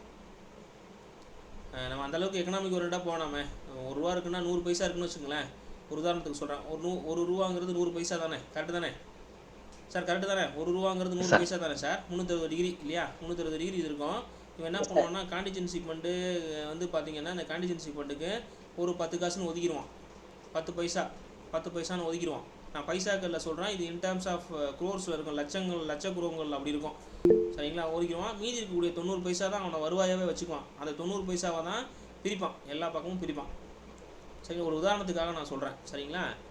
இப்போ நீங்கள் சொல்லலாம், இப்போ வந்து நார்த் இந்தியாவுக்கு, இப்போ வந்து தென்மேற்கு, அதாவது வடகிழக்கு, இப்போ வடகிழக்கு பருவமழை இல்லையா? இதுக்கு முன்னாடி தென்மேற்கு பருவமழை பெஞ்சது இல்லையா? இப்போ தென்மேற்கு பருவமழையில் தான் அதிகப்படியான சேதாரம். இந்தியாவுக்கான மழை அப்படிங்கிறது வந்து, இந்தியாவுக்கான அந்த அதிகப்படியான மழை கொடுக்கறது தென்மேற்கு பருவமழை தான். சரிங்களா? தென்மேற்கு பருவமழை தான் அதிகப்படியான மாநிலங்களில் சேதப்படுத்தும். வடகிழக்கு பருவமழை வந்து அசாம், இந்த பக்கம் ஒரிசா, இந்த மாதிரி ஒரு குறிப்பிட்ட மாநிலங்களை மட்டும்தான் பெரிய லெவலில் இல்லாமல் குறைவான சேதத்தை ஏற்படுத்தும். இந்த மாதிரி டைமில் ஒவ்வொரு வருஷமும் ஃபண்டை ரிலீஸ் பண்ணுறான் அப்படின்னா, அடுத்த வருடம் பட்ஜெட் ஆகும்போது அதுக்கு இணையான ஃபண்டை நீங்கள் வருவாயிலிருந்து அவன் போட்டுருவான். அதாவது கன்சாலிடேட்லேருந்து காண்டிஜென்சியில் திணிச்சிருவான். ஒரு 1000 கோடி ரூபா ரிலீஸ் பண்ணுறான்னா, அடுத்த தடவை அந்த 1000 கோடி ரூபா உடனே அதில் வந்து போட்டுருவான். அந்த 1000 கோடி ரூபாயை போட்டதுக்கு அப்புறம் தான் வந்து செலவே வைப்பான். நல்லா நீங்கள் கவனமாக தெரிஞ்சுக்கணும். செலவுக்கு கொண்டு வரதே வந்து வருவாய் வந்து நீங்கள் வந்து இந்த கவர்மெண்ட்டு வந்து சாதாரணமாக நம்ம நினைக்கக்கூடாது. 100 பைசா இருக்குது அப்படின்னா, நம்ம அதனால தான் இன்ன வரைக்கும் நிதி நெருக்கடியை ஃபேஸ் பண்ணாமே இருக்கோம். 10 பைசாவை எடுத்து வச்சுட்டு 90 பைசாவுக்கு தான் பட்ஜெட்டே போடுவான். சரிங்களா? இதெல்லாம் நமக்கு வெளியே தெரியாது, புக்கில் இருக்காது. நீங்கள் நல்லா டீல் பண்ணி பார்த்தீங்கன்னா, அந்த ₹1 நீங்கள் சாதாரண தினதந்தி பேப்பரில் பார்த்தீங்கன்னா கூட அந்த ₹1 ஃபண்டை வந்து நீங்கள் இப்போ கூட கூகுள் பண்ணி பார்த்தீங்கன்னா அந்த இடத்துல இருக்கும். 100 பைசானா 100 பைசாவுக்கும் கணக்கு இருக்காது, 10 பைசாவுக்கு கணக்கு இருக்காது. நான் ஒரு தோராயமாக சொல்கிறேன், அது வருஷம் வித்தியாசப்படும். எவ்வளோ அவங்க செலவு பண்ணியிருக்காங்களோ அந்த மாதிரி அந்த பட்ஜெட் டைமில் வித்தியாசப்படும். சரிங்களா? Right, okay. இப்போ நான் சொன்ன விஷயங்கள் எல்லாமே இதில் இருக்குது. ஸோ இது ரொம்ப முக்கியம். ஸோ ஒன்றும் இதில் வந்து கொடுத்துருப்பாங்க. சரிங்களா? இதில் சொல்லியிருப்பாங்க. இதில் இன்னும் ஒரு விஷயம் நம்ம பார்க்கல, இருங்க பார்த்துருவோம். நம்ம மேலே போடுவோம். நீங்கள் கீழே நான் ஷேர் பண்ணுறேன், நீங்கள் கீழே கோத்ரூ பண்ணிக்கோங்க. ஸோ இந்த இடத்துல சொல்லியிருக்கோம் இல்லையா, ஆர்டிகல் வந்து 117 சொன்னோம், 113 சொல்லிட்டோம். Right, okay. ரெண்டுக்குமே சர்டிஃபிகேஷன் தேவையில்லை. இது வந்து ஃபினான்ஸ் பில்லை கொண்டு வரதுக்கு சர்டிஃபிகேஷன் அதாவது வந்து தேவையில்லை. சர்டிஃபிகேஷன்னா என்ன அப்படின்னா, நம்ம மணி பில்லை வந்து மணி பில்லாக இல்லையா அப்படின்னு சீக்கிரம் வந்து டிசைட் பண்ணுறாரு இல்லையா, அந்த மாதிரி வந்து சர்டிஃபிகேஷன்லாம் இந்த பில்லுக்கு வந்து எதுவுமே தேவை கிடையாது. சரிங்களா? எதுவுமே தேவை கிடையாது. இந்த பில்லை லோக்சபாவில் மட்டும்தான் இன்ட்ரடியூஸ் பண்ண முடியும். சரிங்களா? ஆனால் இந்த கன்சாலிடேட் ஃபண்டு டீல் பண்ணுற பில்லை வந்து 4th சபையிலையும் 2 மக்களவை மாநிலங்களவை 2லையுமே வந்து இன்ட்ரடியூஸ் பண்ண முடியும். சரிங்களா? இன்ட்ரடியூஸ் பண்ண முடியும். பிரசிடென்ட்டோட ரெக்கமெண்டேஷன் இதுக்கு தேவை. ஃபினான்ஸ் பில்லில் ஒன்றா நீங்கள் கொண்டு வந்தோன்னா 117 1 கொண்டு வந்தீங்கன்னா ரெக்கமெண்டேஷன் நீடட். ரைட்டுங்களா? யாரோட ரெக்கமெண்டேஷன்? பிரசிடென்ட்டோட ரெக்கமெண்டேஷன் தேவையில்ல. வேரியஸ் வந்து இதுக்கு வந்து ரெக்கமெண்டேஷன் தேவை கிடையாது. சரிங்களா? தேவை கிடையாது. 2 பில்லையுமே பார்த்தீங்கன்னா ராஜ்யசபாவில் ஏற்றுக்கவும் செய்யலாம், ரிஜெக்டும் பண்ணலாம். சரிங்களா? இதுதான். சரிங்களா? இதுதான் இது ரெண்டுக்கான விஷயம். இது ரெண்டும் இப்போ பில்லு 2 ஹவுஸ்லேயும் பாஸ் ஆகி போயிடுச்சு அப்படின்னா பிரசிடெண்ட் வந்து பார்த்தீங்கன்னா ஜாயின்ட் சிட்டிங்க்கு சம்மன் கொடுக்குறதுனாலும் கொடுக்கலாம், இல்லை அதர்வைஸ் வந்து அதை வந்து அப்ரூவ் பண்ணுறதுனாலும் பண்ணலாம். ஸோ அதை இந்த இடத்துல சொல்கிறாங்க. ஸோ இதுதான் எல்லாமே பில்லுக்குரிய ஒரு மெத்தடு. சரிங்களா? பில்லுக்குரிய ஒரு மெத்தடு இந்த மாதிரி தான் கொண்டு வராங்க. சரி, பில்லுக்குரிய மெத்தட்லாம் சொல்லிட்டீங்க, ரைட்டு, இதெல்லாம் ஓகே. அமெண்ட்மெண்ட் எப்படி நீங்கள் வாங்குவீங்க? இந்த இடத்துல இருக்கா இல்லையா, கான்ஸ்டியூஷன் அமெண்ட்மெண்ட் பில்ஸ்ன்னு சொல்கிறான் இல்லையா, concern with the amendment of provision of the constitution சொல்கிறான் இல்லையா, அது என்ன அப்படின்னா நம்ம ஆல்ரெடி டிஸ்கஸ் பண்ணிட்டோம். வி ஹேவ் 3 டைப் ஆஃப் மெஜாரிட்டின்னு சொல்லிட்டோம். அதாவது simple majority, special majority with consent 50% consent legislative அசம்பிளின்னு சொல்லிட்டோம். சரிங்களா? இந்த சிம்பிள் மெஜாரிட்டிங்கிறதும் படிச்சுட்டோம். நம்ம பேசேஜ் வந்து ஈச் ஹவுஸ்லேயும் இருக்கும். இந்த ஸ்பெஷல் மெஜாரிட்டிலையும் பேசேஜ் வந்து ஈச் ஹவுஸில் இருக்கும். ஆனால் ஸ்பெஷல் மெஜாரிட்டி வித் லெஜிஸ்லேட்டிவ் அசம்பிளை பொறுத்த வரைக்கும் பேசேஜ் வந்து ஈச் ஹவுஸ்லேயும் இருக்கும். பட் ஆனால் ரேட்டிஃபிகேஷன் யார்கிட்ட வாங்கணும்னா பை லெஜிஸ்லேட்டிவ் அசம்பிளி. எவ்வளோ பர்சன்ட்னா 1/3%. சரிங்களா? அதை தான் நம்ம புரியுற மாதிரி 50%னு சொல்லிட்டு நம்ம கணக்கு வச்சுக்கிட்டோம். 50% ஆஃப் அந்த லெஜிஸ்லேட்டிவ் அசம்பிளி வந்து பாஸ் பண்ணணும் அப்படின்னு சொல்லிட்டோம். சரிங்களா? ஸோ இதில் வந்து நம்ம already we have discussed with article 368. இதுதான் அமெண்ட்மெண்ட்டை பற்றி சொல்லுதுன்னு சொல்லிட்டோம். இதை பொறுத்த வரைக்கும் இந்த அமெண்ட்மெண்ட்டை வந்து எங்கேருந்து கொண்டு வந்தோம்னு சொல்லிட்டோம். சவுத் ஆஃப்ரிக்கா கான்ஸ்டியூஷன்லேருந்து கொண்டு வந்திருக்காங்க அப்படின்னு சொல்லிட்டோம். சரிங்களா? அதுக்கப்புறம் பார்த்தீங்கன்னா ஜாயின்ட் சிட்டிங்னு ஒன்று உண்டு. ஸோ இது மாதிரி டெட்லாக் இருக்கும்போது ஜாயின்ட் சிட்டிங்னு ஒன்று வைப்பாங்க. ரெண்டு ஹவுசஸில் இருக்கக்கூடிய மெம்பர்ஸும் ஒன்றா உட்காந்து டீல் பண்ணுவாங்க. சரிங்களா? இந்த டெட்லாக் அப்படின்னா ரெண்டு பைலும் ஒருத்தன் வந்து ஒன்று லோக்சபாவில் அப்ரூவ் பண்ணுவான், ராஜ்யசபாவில் அப்ரூவ் பண்ண மாட்டான். இல்லை ராஜ்யசபாவில் அப்ரூவ் பண்ணுவான், இல்லை லோக்சபாவில் அப்ரூவ் பண்ண மாட்டான். இந்த மாதிரி பிரச்சனைகளில் பார்த்தீங்கன்னா அந்த பில் வந்து அமெண்ட் ஆகாமையே ரைட்டா அது வந்து திருத்தம் செய்ய முடியாமே தொங்கிக்கிட்டே இருக்கும். அந்த மாதிரி டைமில் என்ன பண்ணுவான்னா இந்த டெட்லாக்கை ரிசால்வ் பண்ணுறதுக்காக என்ன பண்ணுவோம் அப்படின்னா ஜாயின்ட் சிட்டிங் கொண்டு வருவான். சரிங்களா? இந்த ஜாயின்ட் சிட்டிங்கிறது ஒரு எக்ஸ்ட்ராடினரி மிஷினரி. சரிங்களா? எதுக்காக அப்படின்னா அந்த machinery provided by the constitution. எதுக்காக அப்படின்னா இந்த பிரச்சனைகளை தீர்வு பண்ணுறதுக்காக. சரிங்களா?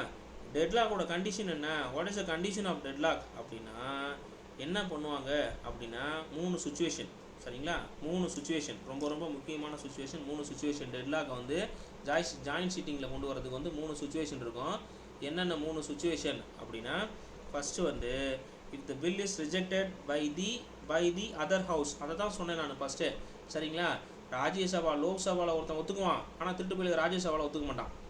ராஜ்யசபாவில் ஒத்துப்பாங்க, ஆனால் லோக்சபாவில் ஒத்துக்க மாட்டாங்க. சரிங்களா? இந்த மாதிரி ஒரு கிரிட்டிக்கலான ஒரு பொசிஷனை வந்து அந்த பில்லை வந்து ஃபேஸ் பண்ணும். சரிங்களா? அந்த மசோதா வந்து இந்த மாதிரி பில்லை வந்து ஃபேஸ் பண்ணும்போது ஜாயின்ட் சிட்டிங்க்கு we move on to joint sitting.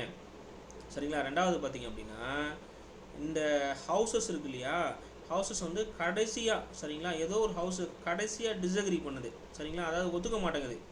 சரிங்க, இந்த பில்லை வந்து கொண்டு வரதுக்கு ஒத்துக்க மாட்டேங்குது. ஒரு பில்லு ஒத்துக்கிட்டா இன்னொரு பில்லு ஒத்துக்கல. ஒரு வே கம்யூனிகேஷன் இது. சரிங்களா? முன்னாடி வந்து ஏதோ ஒரு சபையில் ஒத்துக்கிட்டா இன்னொரு சபையில் ஒத்துக்கல, அதே பில்லு இன்னொரு சபையில் ஒத்துக்கிறோம், அடுத்து அந்த மாதிரி சுச்சுவேஷன். ஆனால் இந்த சுச்சுவேஷன் பார்த்தீங்கன்னா ஃபைனலாக டிஸ்அக்ரி பண்ணுவான், ஒத்துக்குவான், ஃபைனலாக வந்து அமெண்ட் பண்ணுறதுக்கு விட மாட்டான். சரிங்களா? அது மூணாவது கான்செப்ட் என்ன அப்படின்னா இந்த முதல் 2 கான்செப்டும் சிமிலராகவே இருக்கும். ஏதோ ஒரு ஹவுஸ் ஒத்துக்கல, அவ்வளோதான், நீங்கள் ஞாபகம் வச்சுக்கலாம். மூணாவது கான்செப்ட் வந்து 6 மாதத்துக்கு சரிங்களா பில்லை கொண்டு போய் நீங்கள் பாஸ் பண்ண 6 மாதத்துக்கு அவன் எதுவுமே வந்து எல்லாம் சொன்னாமல் வச்சுருப்பான், அந்த ரெசிப்டே கொடுக்காமல் வச்சுருப்பான். சரிங்களா? அதாவது படிக்காமே மாட்டான். இப்போ லோக்சபாலேருந்து மூவ் பண்ணுவாங்க ராஜ்யசபாவுக்கு, 6 மாதத்துக்கு ராஜ்யசபாவில் என்ன பண்ணுவான் அப்படின்னா ஹோல்ட் பண்ணியே வச்சுருப்பான். சரிங்களா? ஹோல்ட் பண்ணியே வச்சுருப்பான். அந்த பில்லு இங்கேருந்து மூவ் ஆனதுலேருந்து ஒரு சபையில் வந்து 5 ஸ்டேஜை, அதாவது 4 ஸ்டேஜை 3 ஸ்டேஜை கடந்து 4வது ஸ்டேஜுக்கு வந்து 2வது வருஷத்துக்கு போகிறதுலேருந்தே நிறுத்தி வச்சுருப்பான். இந்த மாதிரி டைமிங்கில் ஜாயின்ட் சிட்டிங்கை போட்டு ஜாயின்ட் சிட்டிங் 2 பேரும் ஒன்றா உட்காந்து அந்த பார்லிமெண்டத்தோட மைய மண்டபம்னு சொல்லுவாங்க, மைய கட்டடம்னு சொல்லுவாங்க, அந்த இடத்துல உட்காந்து இவங்க வந்து அக்செப்ட் பண்ணுவாங்க. சரிங்களா? இதெல்லாம் நிறைய இருக்குது. சரிங்களா? நிறைய இருக்குது. ஜாயின்ட் சிட்டிங்கில் கொண்டு வந்தது நிறைய பில் இருக்குது. சரிங்களா? அப்புறம் இந்த கொரம்னு ஒன்று சொல்லுவாங்க, கொரம்னு கேள்விப்பட்டிருப்பீங்க, கொரம்னு சொல்லுவாங்க. இந்த கொரம்ங்கிறது பார்த்தீங்கன்னா ஜாயின்ட் சிட்டிங்கில் என்னென்ன பண்ணணும், நம்ம பொதுவாக தமிழில் கொரம்ங்கிறதுக்கு என்ன சார் மீனிங்கு? நீங்கள் இந்த உங்களுக்கு அது எப்படி நான் சொல்லி புரிகிறது? என்ன சார்? அதாவது என்னென்னா அது ஒரு லிமிட்டேஷன் வச்சுருப்பான் சார். குரம் நம்ம இப்போ ஒரு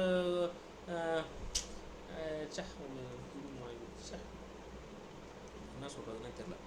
ஒவ்வொரு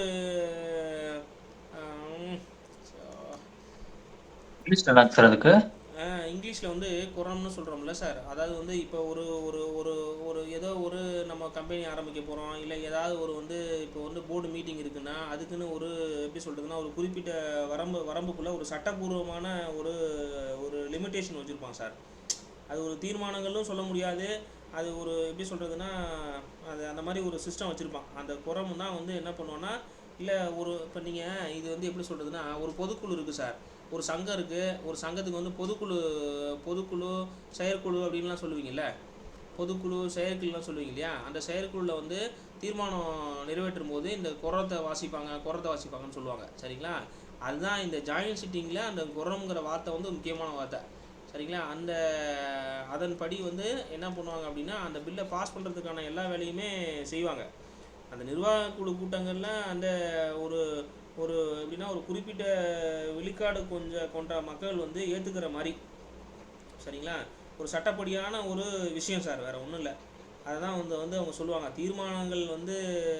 தீர்மானங்களை விவாதித்து அதை ஏற்றுக்கிறது தான். சரிங்களா, அதுதான் அந்த குரம் அப்படின்னு சொல்லுவாங்க. குரம் வந்து இருக்கா இல்லையா அப்படிங்கிற மாதிரி அவங்க சொல்லுவாங்க. இது நம்ம தெரிஞ்சுக்கணும். ஒன்றும் இல்லை சார், கிராம சபை கூட்டம் இருக்குது. ஒரு கிராம சபை கூட்டத்தில் வந்து ஊராட்சி செயலாளர் இருக்கார் இல்லையா, அவர் பார்த்தீங்கன்னா கிராம சபையில் வந்து அன்னைக்கான குரத்தை வந்து எடுத்துகிட்டு வருவார். சரிங்களா, ஒரு தீர்மானத்தை வந்து எடுத்துகிட்டு வருவார். அதை வந்து என்ன பண்ணுவாங்கன்னா வாக்கெடுப்பு மூலியமோ இல்லை ஓட்டெடுப்பு மூலியமோ வந்து அந்த தீர்மானத்தை வந்து நிறைவேற்றுவாங்க. அது என்னவா இருக்கும் அப்படின்னா 2 பிரிவு இருப்பாங்க. ஒருத்தன் வேணுமா, ஒருத்தன் வேணாமா, 2 பேரையும் வந்து வாக்கெடுப்பு நடத்தி அந்த குரத்தை வந்து தீர்மானமாக கன்வெர்ட் பண்ணுறது. அந்த விஷயத்தை வந்து தீர்மானமாக சட்டப்பூர்வமாக வந்து அதுக்கு வந்து அந்தஸ்து கொடுக்குறது. அதுதான் அந்த சட்டப்பூர்வமான விஷயத்தை தான் அந்த பொதுக்குழுவில் வந்து தீர்மானம் பண்ணுறதுக்கான விஷயத்தை தான் அந்த மாதிரி சொல்கிறாங்க. சரிங்களா, ஸோ அது வந்து ரொம்ப முக்கியம். இது எல்லாமே பார்த்தீங்கன்னா இந்த ஹவுஸில் வந்து இந்த குரத்தில் வந்து சொல்கிறானுங்க. சரிங்களா, இதில் வேறு என்ன இருக்கும் உங்களுக்கு? இதுதான் சார் இருக்கும், இது ஃபுல்லாகவே இதுதான் இருக்கும். ஆர்டினரி பில்லில் இது ஃபுல்லாகவே கொடுத்துருப்பாங்க. சரிங்களா, உங்களுக்கு கீழே வரைக்குமே கொடுத்துருப்பாங்க. இது நான் ஷேர் பண்ணுறேன், ஒரு தடவை நீங்கள் பார்த்துக்கங்க. இந்த டெட்லாக் சுச்சுவேஷன் எல்லாம் பக்காவே கொடுத்துருப்பாங்க. இதில் நம்ம சொன்னது தான் எல்லாமே இருக்கும். ஓகேங்களா, எல்லாமே இருக்கும். எப்படி அக்ரி பண்ணுறாங்க, என்ன பண்ணுறாங்கன்னு இருக்கும். இதை நான் உங்களுக்கு அனுப்பிச்சுட்றேன், சார்ட்டை கேட்டு இதை அனுப்பிச்சுட்றேன். சரிங்களா, இப்போ நான் ஒரு 5 நிமிஷம் தான் எடுத்துப்பேன். இதை நம்ம பார்த்துருவோம். நம்ம கொஸ்டின் உள்ள போயிடுவோம். இந்த கொஸ்டினை பொறுத்த வரைக்கும் 103 நம்மளுடைய சமீபத்திய திருத்தங்களில் வந்து விமர்சன ரீதியாக நம்ம மதிப்பீடு செய்ய சொல்கிறாங்க. 103வது சட்ட திருத்தங்கிறத வந்து எக்கனாமிக்கலி அந்த வீக்கர் பீப்புள் இருக்காங்க இல்லையா, அவங்களுக்கும் 104 இடஒதுக்கீடு, இது ரெண்டையும் பற்றியும் கேட்குறாங்க. ஸோ நம்ம அஸ் யூஷுவல் சொன்னது தான். இப்போ நம்ம பேசுனது எல்லாமே ஒரு பில்லு எப்படி திருத்தம் இருக்குங்கிறத எல்லாமே இப்போ பேசணும். அது 168 கீழே எந்தெந்த திருத்தத்தை அளிக்குதுங்கிறது எல்லாத்தையுமே இப்போ நம்ம சொன்னோம். சரிங்களா, இது எல்லாத்தையும் முதல்ல நம்ம சொல்லிவிட்டு என்ன பண்ணிட்டுப்போம் அப்படின்னா சமீபத்திய திருத்தங்கள் வந்து 103 2019 வந்து இந்த 103வது திருத்தம் பண்ணுறாங்க. பொருளாதார ரீதியாக பின்தங்கியவர்களுக்கு வந்து கல்வியிலையும் வேலையிலையும் 10% இடஒதுக்கீடு கொடுக்கறதா இதனுடைய முக்கியமான ஒரு அம்சம். சரிங்களா, அது என்ன பொருளாதார அடிப்படையில் அப்படின்னா இதில் என்னென்ன பாசிட்டிவிட்டி இருக்குது, என்னென்ன நெகட்டிவ் இருக்குது, அதை மட்டும் நம்ம பார்க்கணும். பாசிட்டிவ் என்ன, நெகட்டிவ் என்ன இருக்குதுன்னு பார்ப்போம். இது வந்து பாசிட்டிவை பொறுத்த வரைக்கும் உண்மையிலுமே இப்போ அவங்க வந்து பிசியாக இருப்பாங்க, இல்லை ஓசி, இப்போ சென்ட்ரல் கவர்மெண்ட்டில் ஓசி தானே சொல்கிறான், ரைட்டுங்களா, ஓசியாக இருப்பாங்க. இவங்க வந்து உண்மையிலுமே அவங்க வந்து கஷ்டப்படுறவங்களா இருப்பாங்க, பொருளாதாரத்தில் பின்தங்கியவாக இருப்பாங்க. அவங்களுக்கு வந்து 10% வந்து இடஒதுக்கீடு பண்ணி அவங்க கல்வியிலையும் வேலை வாய்ப்புலையும் இடஒதுக்கீடு கொடுக்குறாங்க. சரிங்களா, இது உண்மையிலுமே வந்து ஒரு உறுதியான நடவடிக்கை தான். முன்னேற்றம் அடையாத ஒரு மக்களை வந்து முன்னேற்றம் அடைய செய்கிறதுக்கு வந்து ஒரு உறுதியான நடவடிக்கை தான். இதை வந்து பார்த்திங்கன்னா இந்த ஜன்ஹித் அபியான் வழக்குன்னு சொல்லிட்டு 2022 உச்சநீதிமன்றம் செல்லுபடி செஞ்சுருக்கு. சரிங்களா, விமர்சனங்களை பொறுத்த வரைக்கும் பார்த்திங்கன்னா இந்திரா சவானி வழக்குக்கு வந்து எதிராக இருக்குது. 50% இடஒதுக்கீடு வந்து மீறக்கூடாது. ஆனால் இந்த 10% போட்டால் 50% மீறிடும். சரிங்களா, அதனால பார்த்தீங்கன்னா இந்த நடவடிக்கையினால நியாயத்தை பாதிக்கிற மாதிரி இந்த விமர்சனம் இருக்குது அப்படின்னு சொல்லிட்டு சொல்கிறாங்க. சரிங்களா, ஜாதி அடிப்படையில் வந்து இவங்க இது வந்து பின்தங்கி இருக்கிற நிலையை வந்து தவிர்க்கும் விதமாக இருக்கிறதுனால இது ஒரு விமர்சன பொருளாக பேசப்படுது இந்த 103வது அரசியலமைப்பு திருத்தம் அப்படிங்கிறது. சரிங்களா, 104வது அரசியலமைப்பு திருத்தங்கிறது இடஒதுக்கீடு, அதாவது எஸ்சி எஸ்டி ஒதுக்கீடுக்கு மேலும் 10 ஆண்டுகள் நீடிப்பு. இதை பொறுத்த மட்டும் இது ரொம்ப முக்கியமான ஒரு விஷயம். ஆரம்பத்தில் பார்த்திங்கன்னா ரிசர்வேஷன் அப்படிங்கிறத வந்து நம்ம அம்பேத்கர் ஐயா அவர்கள் பார்த்திங்கன்னா ஒவ்வொரு 10 வருஷத்துக்கு தான் கொடுத்தாரு. 10 வருஷத்துக்கு தான் கொடுத்தாரு. இதை அமெண்ட்மெண்ட் போட்டு ஒவ்வொரு 10 வருஷத்துக்கும் நம்ம எக்ஸ்டெண்ட் பண்ணிக்கிட்டே இருக்கோம். சரிங்களா, எக்ஸ்டெண்ட் பண்ணிக்கிட்டே இருக்கோம். சார் சொன்னார் இல்லைங்களா, நான் பேசிகிட்டு இருக்கும்போது ஆங்கிலோ இந்தியனை நீக்கிட்டாருன்னு சொன்னார் பார்த்தீங்களா, இந்த இடத்துல இருக்குது பாருங்கள். ஆங்கிலோ இந்தியனை நியமன இடங்களில் வந்து நீக்கப்பட்டது, அந்த 2 இடங்களை பண்ணியிருப்பாங்க. சரிங்களா சார், ஓகேவா? யாரோ ஒருத்தர் சொன்னீங்கல்ல சார், நம்ம வந்து கட்டாயிடுச்சுன்னு நினைக்கிறேன். கட்டாயிடுச்சு. ஓகே சார், ஓகே சார் சொன்னீங்க இல்லையா, அது வந்து 104வது அரசியலமைப்பு திருத்தத்தின்படி அந்த 2 பேர்த்த நீக்கம் பண்ணிட்டுப்பாங்க. ஆனால் லெஜரில் வந்து இன்னுமே வந்து அந்த 552 தான் இருக்குது. சரிங்களா, அதை நம்ம தெரிஞ்சுக்கணும். இதனுடைய பாசிட்டிவிட்டி என்ன அப்படின்னா இது வந்து எஸ்சி எஸ்டி இருக்கக்கூடிய அந்த மக்களுக்கு ஒரு பாரம்பரிய அரசியல் பாதுகாப்பாகவே நம்ம இதை கன்சிடர் பண்ணுறோம். இதில் இருக்கக்கூடிய விமர்சனங்களை பொறுத்த வரைக்கும் அந்த சிறுபான்மை பிரதிநிதித்துவம் வந்து நீக்கப்பட்டது வந்து ஒரு பேசுபொருள் தான். ஏன்னா அதை நீக்கம் பண்ணியிருக்கக்கூடாது. ஏன்னா ஆங்கிலேயர்கள் பார்த்திங்கன்னா நம்மளை வந்து ஆல்மோஸ்ட் 100 ஆண்டுகளுக்கு மேலாக அவங்க வந்து 1700லேருந்து 1947 வரைக்கும் நம்ம கூடயே வந்து அவங்க வந்து பயணம் பண்ணிகிட்டு இருக்காங்க. அவங்களுக்கு ஒரு அந்தஸ்து கொடுக்கணுங்கிறதுக்காக தான் சபையிலேயே அந்த டைமில் வந்து 2 பேர்த்த கொடுத்தாங்க. அது நீக்கம் பண்ணுறது வந்து ஒரு பேசுபொருளாக இருக்குது அப்படின்னு சொல்லிட்டு சொல்கிறாங்க. சரிங்களா? இதெல்லாம் சொல்லிவிட்டு நம்ம முடிவுரையில் என்ன சொல்கிறோம் அப்படின்னா, இது வந்து நம்மளுடைய திருத்தங்கள்ங்கிறது பார்த்திங்கன்னா நவீன ஜனநாயகத்தோட சுழற்சி இயக்கம் தான் இருந்த போதிலும் கூட நம்ம நாட்டோட சமநிலையை நடத்துறதுக்கு இது வந்து பயன்படுது. இவை இருப்பினும் நம்ம எப்படிலாம் பண்ணலாம் அப்படின்னா, பொதுமக்களோட கலந்துரையாடையும் மதிப்புகளை மதிக்கும் முறையிலையும், சரிங்களா, சமத்துவத்தையும் நம்ம வந்து முன்னிறுத்தி, சரிங்களா, சமத்துவத்தை, சமூக நீதியை, பிரதிநிதித்துவத்தை எல்லாத்தையும் கொள்கைகள் எல்லாத்தையுமே சமநிலைப்படுத்துகிற வகையில், சரிங்களா, அமைக்கணும். அதுக்கு நம்ம என்ன பண்ணணும் அப்படின்னா, மக்களோட ஆழமான உரையாடலை மீண்டும் மீண்டும் கேட்டு அதன் அவசியத்தை வலியுறுத்தி தான் நம்ம வந்து இந்த மாதிரி விஷயங்கள்லாம் செய்யணும்னு சொல்லிட்டு நம்ம முடிவுரையில் சொல்கிறோம். சரிங்களா? முடிவுரையில் சொல்கிறோம். ஓகேங்களா? சரிங்க சார். ஏதாவது டவுட் இருக்குங்களா? இப்போ வந்து உங்களுக்கு அடுத்த கிளாஸ் இருக்குது. அதனால் ரொம்ப நேரம் நம்ம